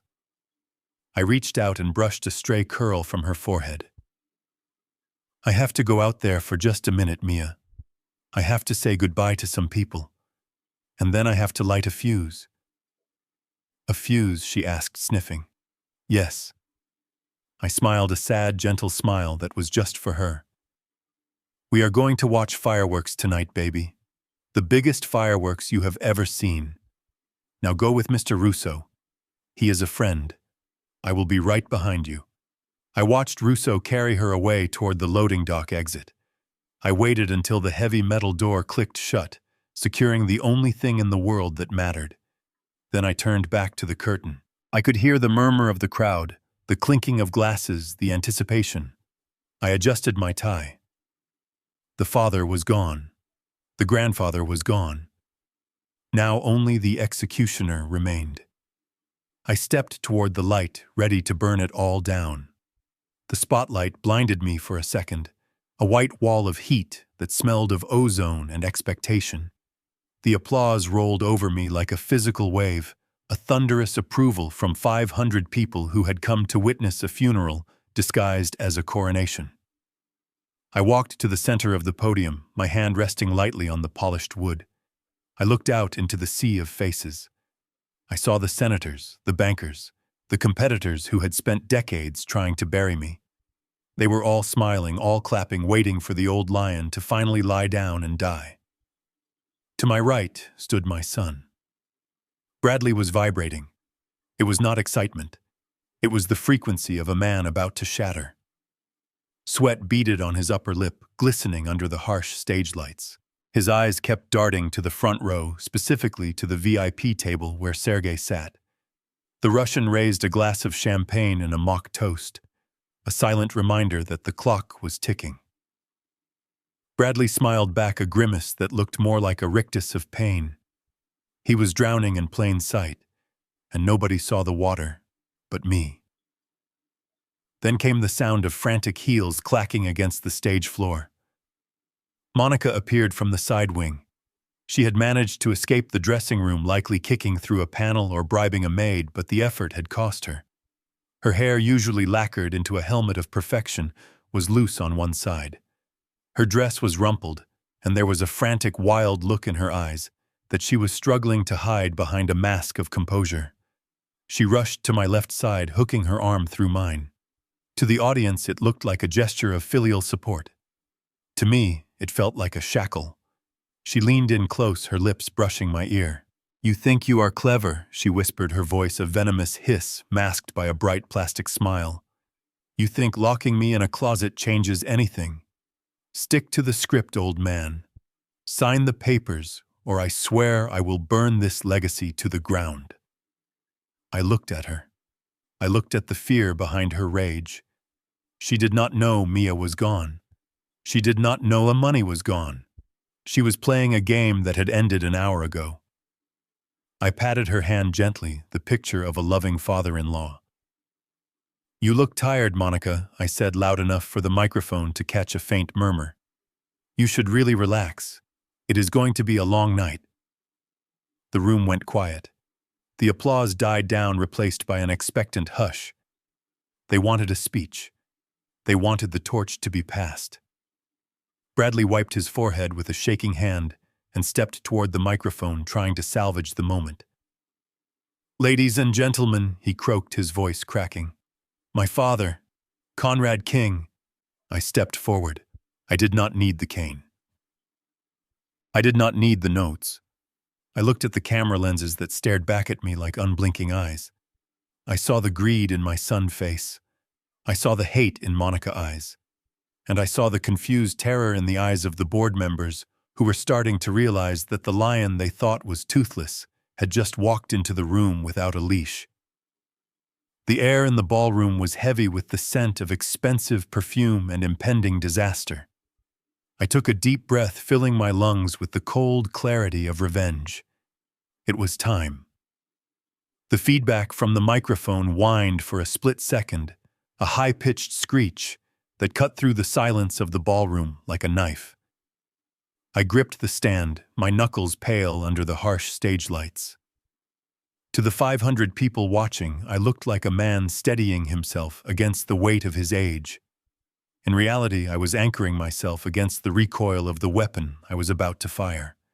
I looked down at the sea of faces. I saw the hungry eyes of the investors.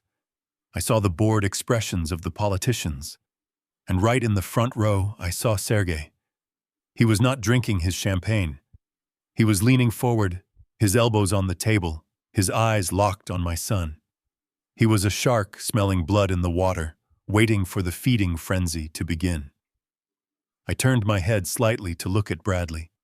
He was vibrating with a manic energy that was painful to watch. He was practically bouncing on the balls of his feet, his hands wringing together. He looked at me with a desperate, pleading intensity. "Say it," his eyes screamed. "Just say the words and save my life." I leaned into the microphone. My voice boomed through the speakers, deep and resonant, the voice that had commanded union halls and boardrooms for 4 decades. "Ladies and gentlemen," I began, "thank you all for coming tonight. We are gathered here to celebrate the future of Kingston Logistics. But to understand the future, you must understand the past, almonds. I built this company with nothing but grit and a refusal to quit. I sacrificed my youth. I sacrificed my time. I sacrificed more than any of you will ever know to build this empire. I paused, letting the silence stretch until it was uncomfortable. I saw Monica stiffen beside me, her fake smile faltering for a fraction of a second. She sensed the shift in the air. She sensed that the script was drifting, but she could not stop it now. Not with the cameras rolling. But a man cannot rule forever. I continued, my voice softening, dropping to a register of apparent vulnerability. There comes a time when the king must lay down his sword. There comes a time when the legacy must be passed to the next generation, to the blood, to the family. A collective sigh went through the room. This was it, the moment they had all come for. The surrender. I reached into the inner pocket of my tuxedo jacket. I did so slowly, deliberately dragging out the moment. Bradley's eyes widened. He stopped breathing. He saw the blue leather folio emerging from my pocket. It was the document holder that contained the transfer of power, the keys to the kingdom, the $45 million lifeline that would keep the Russians from breaking his legs. Tonight, I said, pulling the folio free, I am formally announcing the restructuring of the Kingston estate. I am announcing the final disposition of my assets and the naming of my successor. Bradley could not help himself. He took a step forward. He did not look like a CEO. He looked like a starving dog. He reached out his hand, his palm open, and sweating, his fingers trembling with greed and relief. He was not just reaching for a company. He was reaching for salvation. Give it to me, he whispered, his lips barely moving. Give it to me, Dad. I looked at his outstretched hand. I looked at the folio in my grip. I looked at the Russians waiting in the front row. And for a brief, fleeting second, I felt a pang of sadness. Not for the man standing next to me, but for the little boy he used to be. The boy who used to wait for me on the porch steps. That boy was dead. Killed by greed. Killed by weakness. And the man standing in front of me was a stranger who had tried to bury me alive. I smiled at him. It was a gentle smile, the kind a father gives a son before teaching him a hard lesson. You are ready for this, aren't you, son? I asked into the microphone. I was born ready, Bradley said, loud enough for the room to hear his confidence surging back. Then take it, I said. But remember, Bradley, be careful what you wish for, because once you take this, there is no giving it back. Bradley reached for the leather folio, his fingers twitching with anticipation. But I did not let go. Instead, I reached into my other pocket and pulled out a small black remote control. I looked him dead in the eye, letting the silence stretch until it was painful. I told you to look at the past, son. Let us look at it together. I pressed the button. The massive LED screen behind us, usually reserved for quarterly graphs and inspirational quotes, flickered to life. It was not a spreadsheet. It was a movie. The image was grainy, taken from the hidden camera inside the master bedroom ceiling fan, but the audio was crystal clear. It boomed through the ballroom speakers, echoing off the vaulted ceiling. There was Monica sitting on the edge of the bed, wearing nothing but a silk robe. Beside her was Dr. Pierce. They were toasting with my vintage wine. The dialogue cut through the room like a guillotine. He will be dead in a week, Pierce's voice said, lazy and arrogant. The cocktail destroys the neural pathways. It looks exactly like Alzheimer. No autopsy will catch it. Then Monica's voice, shrill and greedy. Good. I cannot wait another day. I want him gone. I want the money. I want to burn this house down and leave. A collective gasp sucked the air out of the room. It sounded like 500 people had been punched in the gut simultaneously. Monica let out a strangled cry, reaching out, as if she could physically grab the words from the air, but the video cut. Now it was Bradley. He was sitting at his desk, head in his hands, sobbing into a phone. I cooked the books, he wailed on the screen. I falsified the quarterly reports to hide the losses. I stole from the pension fund to pay the crypto exchange. If my father finds out, he will disown me. I have to declare him incompetent. It is the only way to cover the theft. The screen went black. For 3 seconds there was absolute silence. The kind of silence that follows a car crash before the screaming starts. Then the room exploded. Bradley stood frozen, his hand still outstretched, but now shaking so violently it looked like he was having a seizure. He looked at the screen, then at the crowd, then at me. His face was gray. The mask had not just slipped, it had been ripped off, taking the skin with it. Monica tried to run. She turned toward the wings, but the exit was blocked by the sheer weight of the accusation hanging in the air. Suddenly, a movement in the front row caught everyone's eye. Mrs. Elena Pierce, a woman known for her charity luncheons and impeccable manners, stood up. She did not look at the screen. She looked at her husband, who was sitting 2 tables away, trying to shrink into his chair. She moved with the speed of a heat-seeking missile. She reached him before he could stand. The sound of the slap was louder than the microphone feedback. It was a crack that signaled the end of a marriage and a career. She started screaming, clawing at his face, tearing at his expensive suit, while the waiters stood back, too terrified to intervene. I stood at the podium watching the chaos unfold. The flashes of the cameras were blinding now, a strobe light on the destruction of my family. I did not smile. I did not gloat. I just watched. They wanted a show. They wanted a memorable night. I had given them the truth, and it was tearing them apart. I waited for the shock of the video to settle into a heavy, suffocating silence. The ballroom was frozen. The waiters had stopped serving. The band had stopped playing. All eyes were pinned to the stage where a tragedy was playing out in real time. I looked at my son. He was trembling so violently that his teeth were actually chattering. He looked like a man standing on the gallows, waiting for the trapdoor to drop, but he was still desperate enough to hope the rope might break. I tapped the microphone once. The sound was a sharp crack that made everyone jump. "Silence," I commanded. My voice was not loud, but it carried the weight of absolute authority. The murmurs died instantly. I turned my body fully toward Bradley. I held up the blue leather folio, the document that represented the crown jewels of my empire. "You came here tonight for a legacy." I said, my voice calm and conversational. "You lied for it. You stole for it. You betrayed your own blood for it. You were willing to put your father in a cage and your daughter in an orphanage just to get your hands on this paper." Bradley stared at the folio.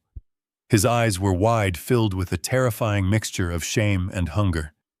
He glanced at the front table where Sergei was cracking his knuckles slowly, deliberately. Bradley knew he had minutes, not hours. "So take it," I said, thrusting the folio into his chest. Bradley reacted on instinct. He grabbed the folder, clutching it to his heart like a life preserver in a storm. He didn't care about the video. He didn't care about the scandal. He only cared that he held the deed. "It is mine," he gasped, looking at the crowd, a manic grin stretching his face. "It is mine. I am the CEO. I control the assets." He looked at Sergei. "I have it," he shouted, his voice cracking. "I have the company. I can pay you." I let him have his moment. I let him feel the warmth of victory for exactly 5 seconds. Then I leaned back into the microphone. "Congratulations, Bradley," I said. "You are now the sole owner and CEO of Kingston Logistics. You own the name. You own the brand." I paused, letting a cold smile touch my lips. However, there is a small administrative detail I should mention. At 9:00 this morning, acting as the sole proprietor, I executed a complete asset divestiture. Every truck, every warehouse, every piece of intellectual property. It was all sold. The proceeds have been moved into an irrevocable blind trust for Mia. Bradley's smile faltered. The color drained from his face, leaving him looking like gray ash. What? What are you saying? I am saying that the entity you just claimed ownership of is a shell. I continued, my voice slicing through the room. It has zero assets. It has zero revenue. It is a ghost ship, Bradley. But that is not the best part. I took a step closer to him, pointing a finger at his chest. Because the company has no assets. The bankruptcy protection I filed at noon does not cover the liabilities. Specifically the $10 million in unpaid payroll taxes that you tried to hide with your creative accounting.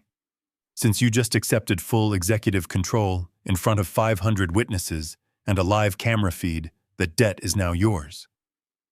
The room gasped. You do not have $45 million, son. I whispered the microphone, picking up every syllable. You have nothing.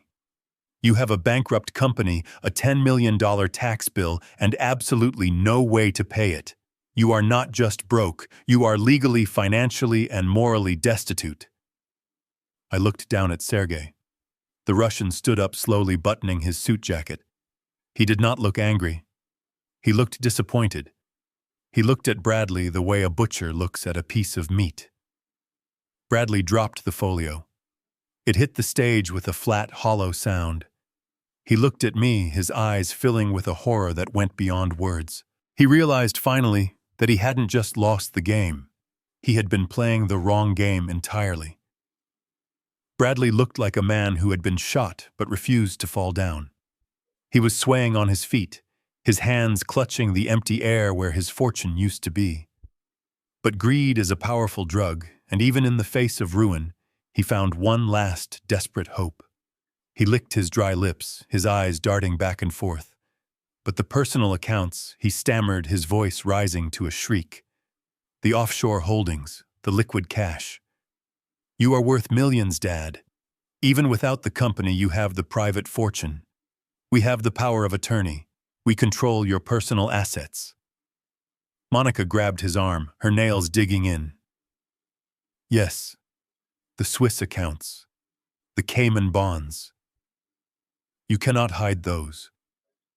We know they exist. I reached into the breast pocket of my tuxedo one last time. The room went deadly silent again.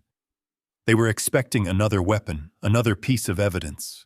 Instead, I pulled out a single piece of paper. It was not a legal document. It was a blown-up photocopy of a cashier check. I held it up to the light so the cameras could catch the row of zeros. You are right, I said, my voice calm and steady. I was worth millions, past tense. I walked to the edge of the stage, looking down at them like a judge passing sentence. You were so busy plotting to steal my company that you forgot to check the market. Last week, while you were meeting with your divorce lawyers, I was meeting with a private equity firm in Singapore. I sold my entire personal stake, every share, every bond, every option. Sold it, Bradley whispered, his knees buckling. Liquidated, I corrected him. For cash. $45 million. Where is it? Monica screamed, lunging forward only to be restrained by a security guard. Where is the money, old man? I pointed to the screen behind me. The video feed changed one last time. It showed a bank statement. The beneficiary name was printed in bold letters at the top. The Mia King Irrevocable Trust. I deposited the full amount this morning, I announced. $45 million. And here's the kicker. I set the terms myself. The trust is locked, ironclad, bulletproof. No one touches a dime of that principal until Mia turns 25 years old. Not her parents, not the banks, and certainly not her grandfather. I turned to look at the board members sitting in the front row.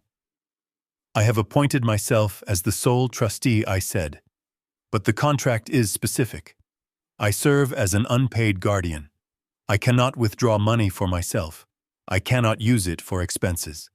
I have effectively made myself a pauper to protect that little girl future. I have nothing left for you to steal, Bradley. No company, no fortune, no leverage. Bradley fell to his knees. It was not a theatrical gesture. His legs simply gave out. He stared at the floor, his mind trying to comprehend the magnitude of the loss. The $10 million debt to the Russians was real. The assets to pay it were gone. The inheritance was a mirage. "You killed us," he whispered, tears streaming down his face. "You actually killed us." "No, son," I said, leaning down to look him in the eye. "You killed yourself. I just made sure you did not take Mia with you. The money belongs to her. It always did. And now it is safe from the two people who would have spent it on gambling and vanity. You wanted the gold, Bradley. Well, it is in a vault that will not open for 17 years. Good luck waiting that long." The doors to the ballroom burst open with a violence that silenced the room instantly. It was not the staff this time. It was a phalanx of uniformed officers led by a detective whose face was as hard as stone. The red and blue strobe of the police cruisers outside cut through the elegant windows, painting the guests in harsh, chaotic light. Whitman had timed it perfectly. The legal hammer was falling right alongside the financial axe. Monica froze. She was halfway to the exit, her heels clicking rapidly on the marble, but she stopped dead as the officers fanned out, blocking every escape route. She looked back at me, her eyes wide with a mixture of disbelief and terror. She realized in that moment that I had not just taken her money. I had taken her freedom. "Monica King." The detective barked, his voice booming across the silent hall. "Step away from the crowd and put your hands where I can see them." "I am not doing anything," Monica shrieked, her voice shrill and desperate. "This is a mistake. My father-in-law is senile. He is confused. He made all of this up." The detective did not blink. He marched up to her, pulling a pair of steel handcuffs from his belt. "We are not here for the fraud, Mrs. King. We are here for the assault. We have video evidence of you striking a minor. We have witness testimony regarding unlawful imprisonment. And we have the toxicology report from a glass of wine found in your master bedroom containing lethal amounts of cyanide." The crowd gasped. The word cyanide hung in the air like a poisonous cloud. Monica's face drained of all color. She looked at Bradley, who was still on his knees staring at the floor. "Help me," she screamed, kicking at him. "Tell them, Bradley. Tell them it was a misunderstanding." Bradley did not move. He was a statue of defeat. The detective grabbed Monica's wrist, spinning her around. She fought him. She clawed and kicked, losing all semblance of the high society dignity she prized so much. She was a wild animal caught in a snare. The metal cuffs clicked shut with a sound that was final and satisfying. "You old devil," she screamed, twisting her head to look at me as they dragged her toward the exit. "I hope you rot. I hope you die alone in that big house. You planned this. You set us up." I stood at the podium watching her struggle. I did not feel joy. I did not feel triumph. I felt a grim satisfaction, the kind a surgeon feels after cutting out a tumor. I leaned into the microphone one last time, my voice quiet but carrying to every corner of the room. "I will not die alone, Monica," I said, looking her in the eye as the officers shoved her through the doors. "Because I have the one thing you never understood. I have the truth. And unlike you, I never raised a hand against a child. Enjoy prison. I hear the food is terrible." Her screams faded down the hallway, replaced by the murmur of a crowd that had just witnessed the most brutal dismantling of a family in Seattle history. I looked down at my hands. They were steady. The war was over. The Queen was captured. The bishop was broken. And the king was still standing. The police turned their attention to the man standing alone on the stage. Bradley looked small.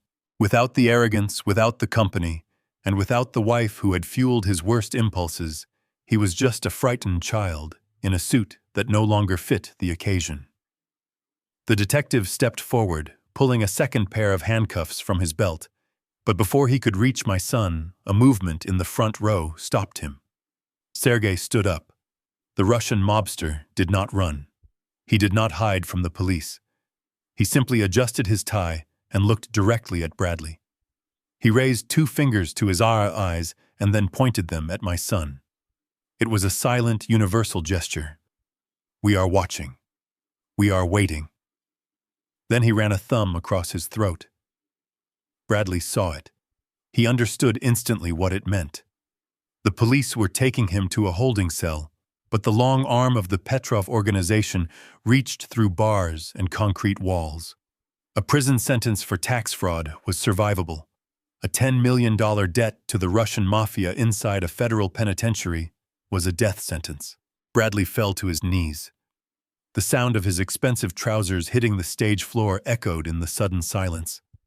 He scrambled toward me, crawling on his hands and knees, ignoring the police officers who were closing in.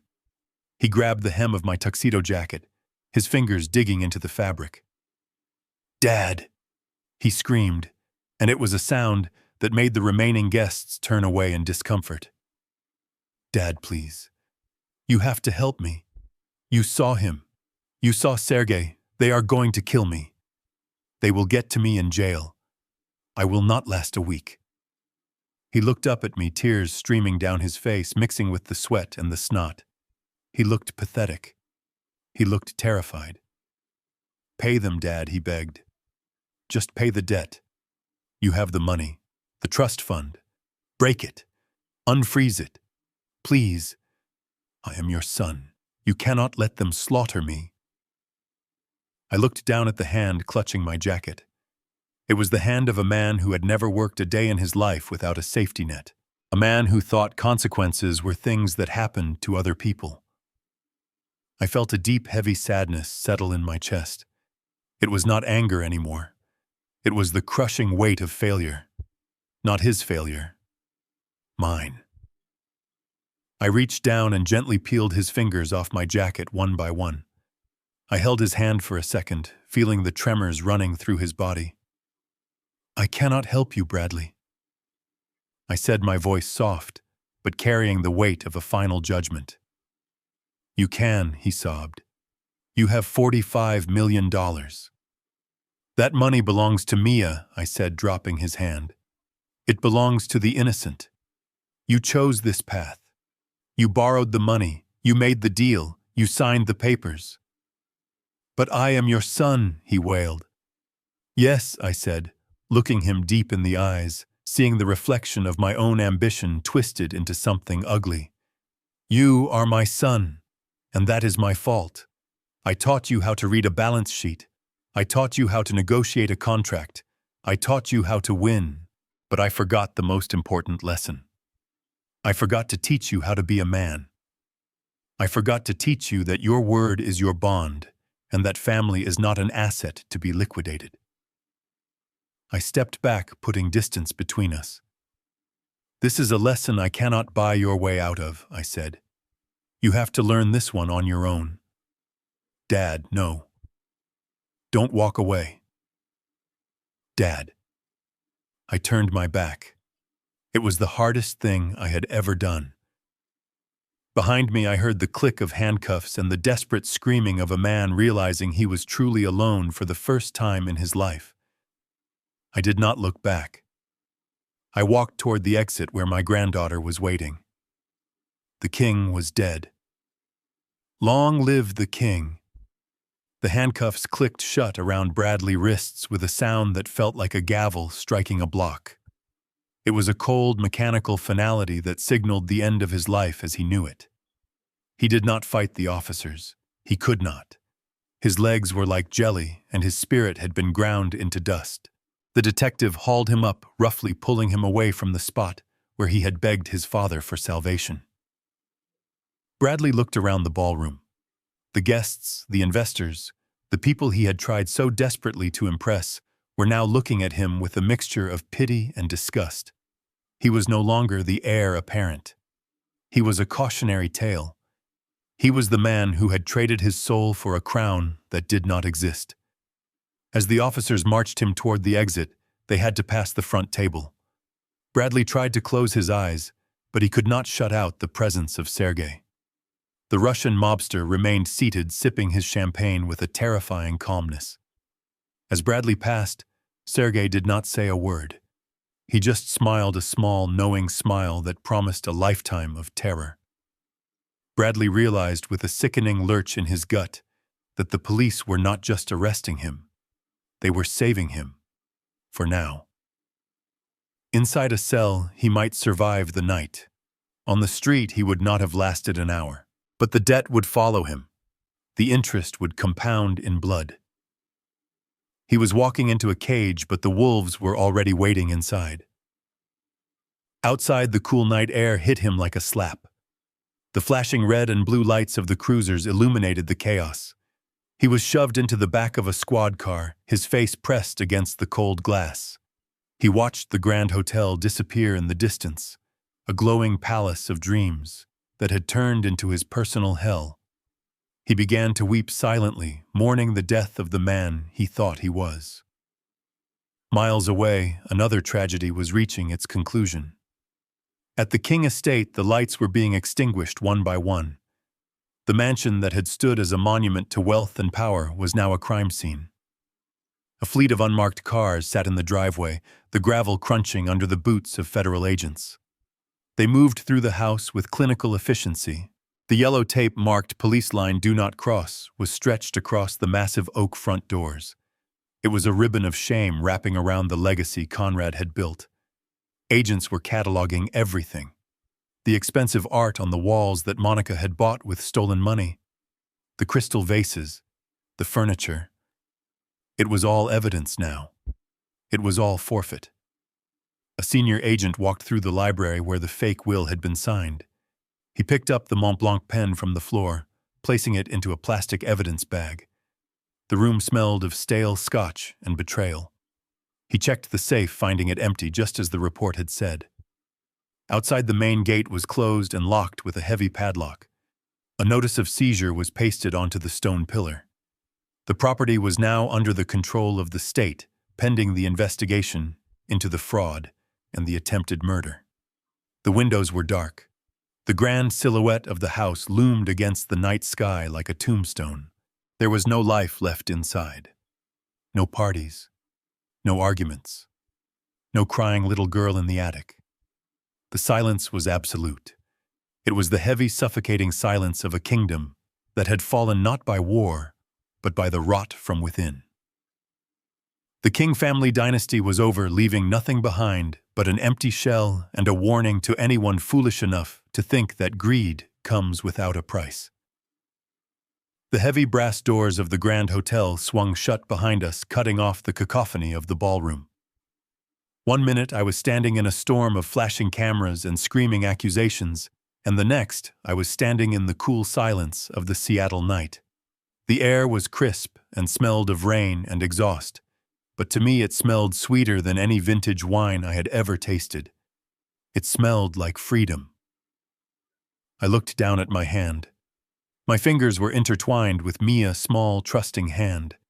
She was holding on to me as if I were the only solid thing in a world that had suddenly turned liquid. She did not look in the police cars flashing their red and blue lights against the hotel facade. She just looked at me. We walked past the line of sleek black limousines and Italian sports cars waiting for the guests who would not be leaving anytime soon. The valets looked nervous, whispering among themselves as they watched the police activity. One of them, a young kid I had tipped $100 to park my truck earlier, ran forward when he saw me. He did not look at me with the reverence usually reserved for Conrad King, the billionaire. He looked at me with confusion. He brought the battered Ford F-150 around the corner, the engine sputtering a little as it idled next to a Rolls-Royce. The truck was covered in mud. The fender was dented. It was a rust bucket compared to the shining metal surrounding it. But as I opened the passenger door and lifted Mia onto the worn bench seat, I felt a surge of affection for that old machine. It was honest. It was tough. And it was mine. I walked around to the driver's side. I paused for a moment, looking back at the hotel. Inside that building, I had left everything. My reputation, my company, my legacy. By tomorrow morning, the name King would be synonymous with scandal. The mansion on the hill would be seized. The accounts would be frozen. I was standing there in a tuxedo worth $5,000 with maybe $200 in my wallet and no home to return to. I should have felt terrified. A man of my age starting over with nothing but a child to raise. But as I took a deep breath, filling my lungs with the damp night air, I realized I felt something completely different. I felt light. For 40 years, I had carried the weight of the world on my shoulders. I had worried about profit margins and stock prices. I had lost sleep over mergers and acquisitions. I had spent decades building a fortress of gold, only to realize I had locked myself in with the snakes. Now the fortress was gone. The snakes were in cages, and the weight was lifted. I climbed into the cab and shut the door. The sound was a solid, reassuring thud. The interior smelled of old leather and sawdust, not the sterile scent of the boardroom. I turned the key, and the engine roared to life, a rough, unrefined sound that felt like a heartbeat. Mia looked at me, her eyes wide in the dim light of the dashboard. "Grandpa," she whispered, "where are we going to sleep?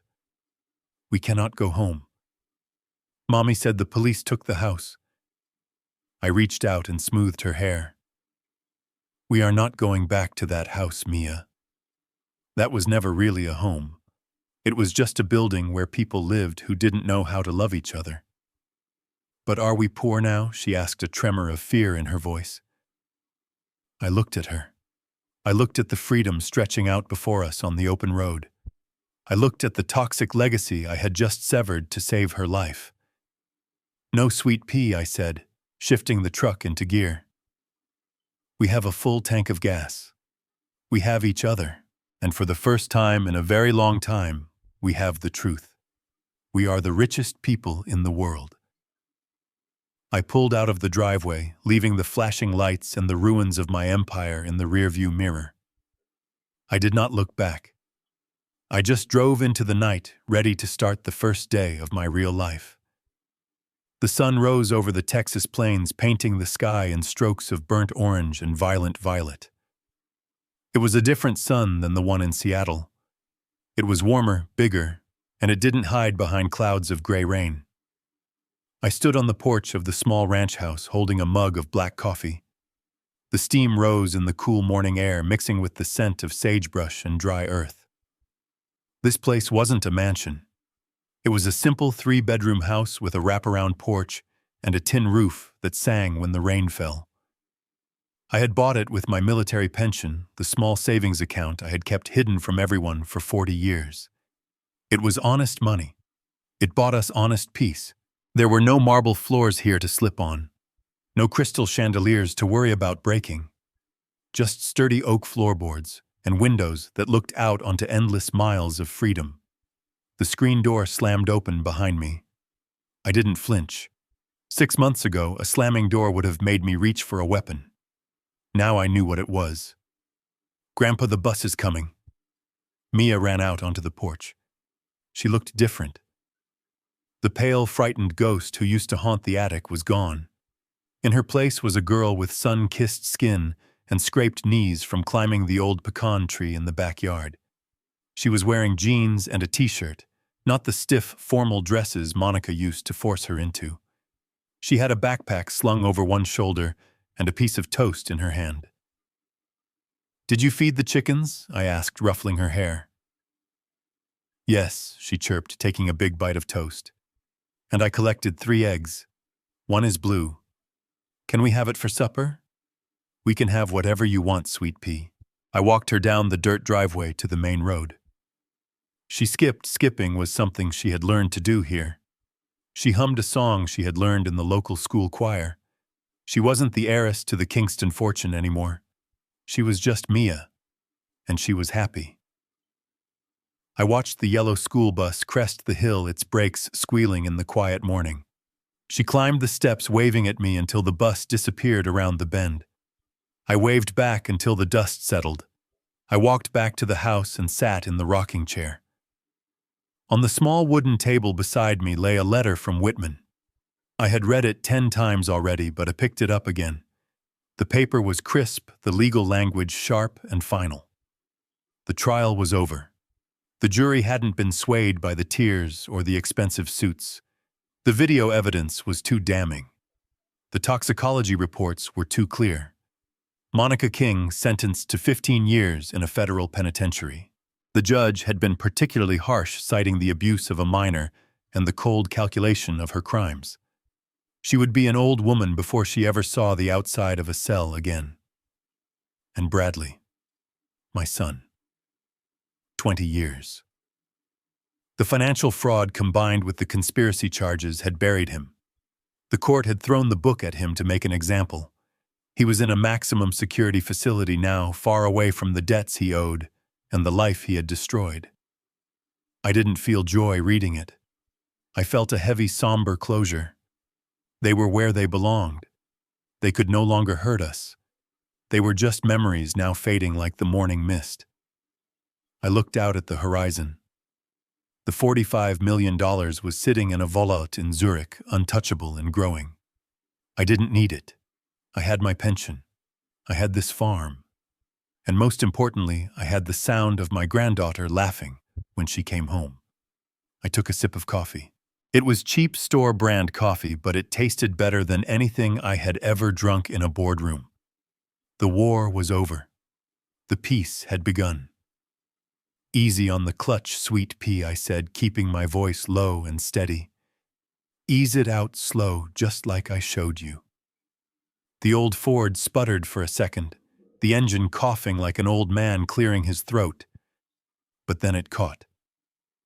The tires crunched over the dry Texas grass, and we were moving. Mia let out a squeal of pure delight, her knuckles white as she gripped the steering wheel at 10 and 2. She had to sit on 2 phone books just to see over the dashboard, but she looked more in control now than my son ever did running a multi-million-dollar corporation. We were out in the north pasture, far away from the paved roads and the rules of the world I had left behind. The sun was beginning to dip below the horizon, turning the sky into a bruised canvas of purple and gold. The dust kicked up by the tires turned into golden mist in the rearview mirror. "You are doing it, Grandpa," she shouted over the rumble of the engine. "I am driving. I am really driving. Keep your eyes on the horizon." I told her, resting my arm out the open window. "Do not look at the bumps right in front of you. Look at where you want to go. The truck will follow your eyes."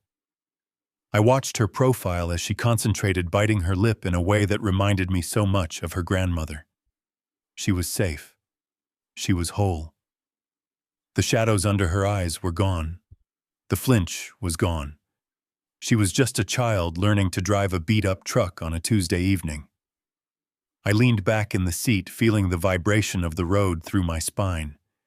It was a rough ride, but it felt real. It felt grounded. For a long time, I believed the lies that society tells us. They tell you that family is everything. They tell you that blood is thicker than water, and that you have to stick by your kin no matter what. They tell you that loyalty means suffering in silence, while the people you love drain you dry. I believed that for 40 years. I let it blind me. I let it excuse the greed and the cruelty, because they carried my last name.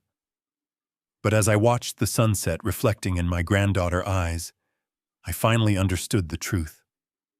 I realized that sometimes family is not the healthy tissue that holds you together. Sometimes it is the cancer that is killing you.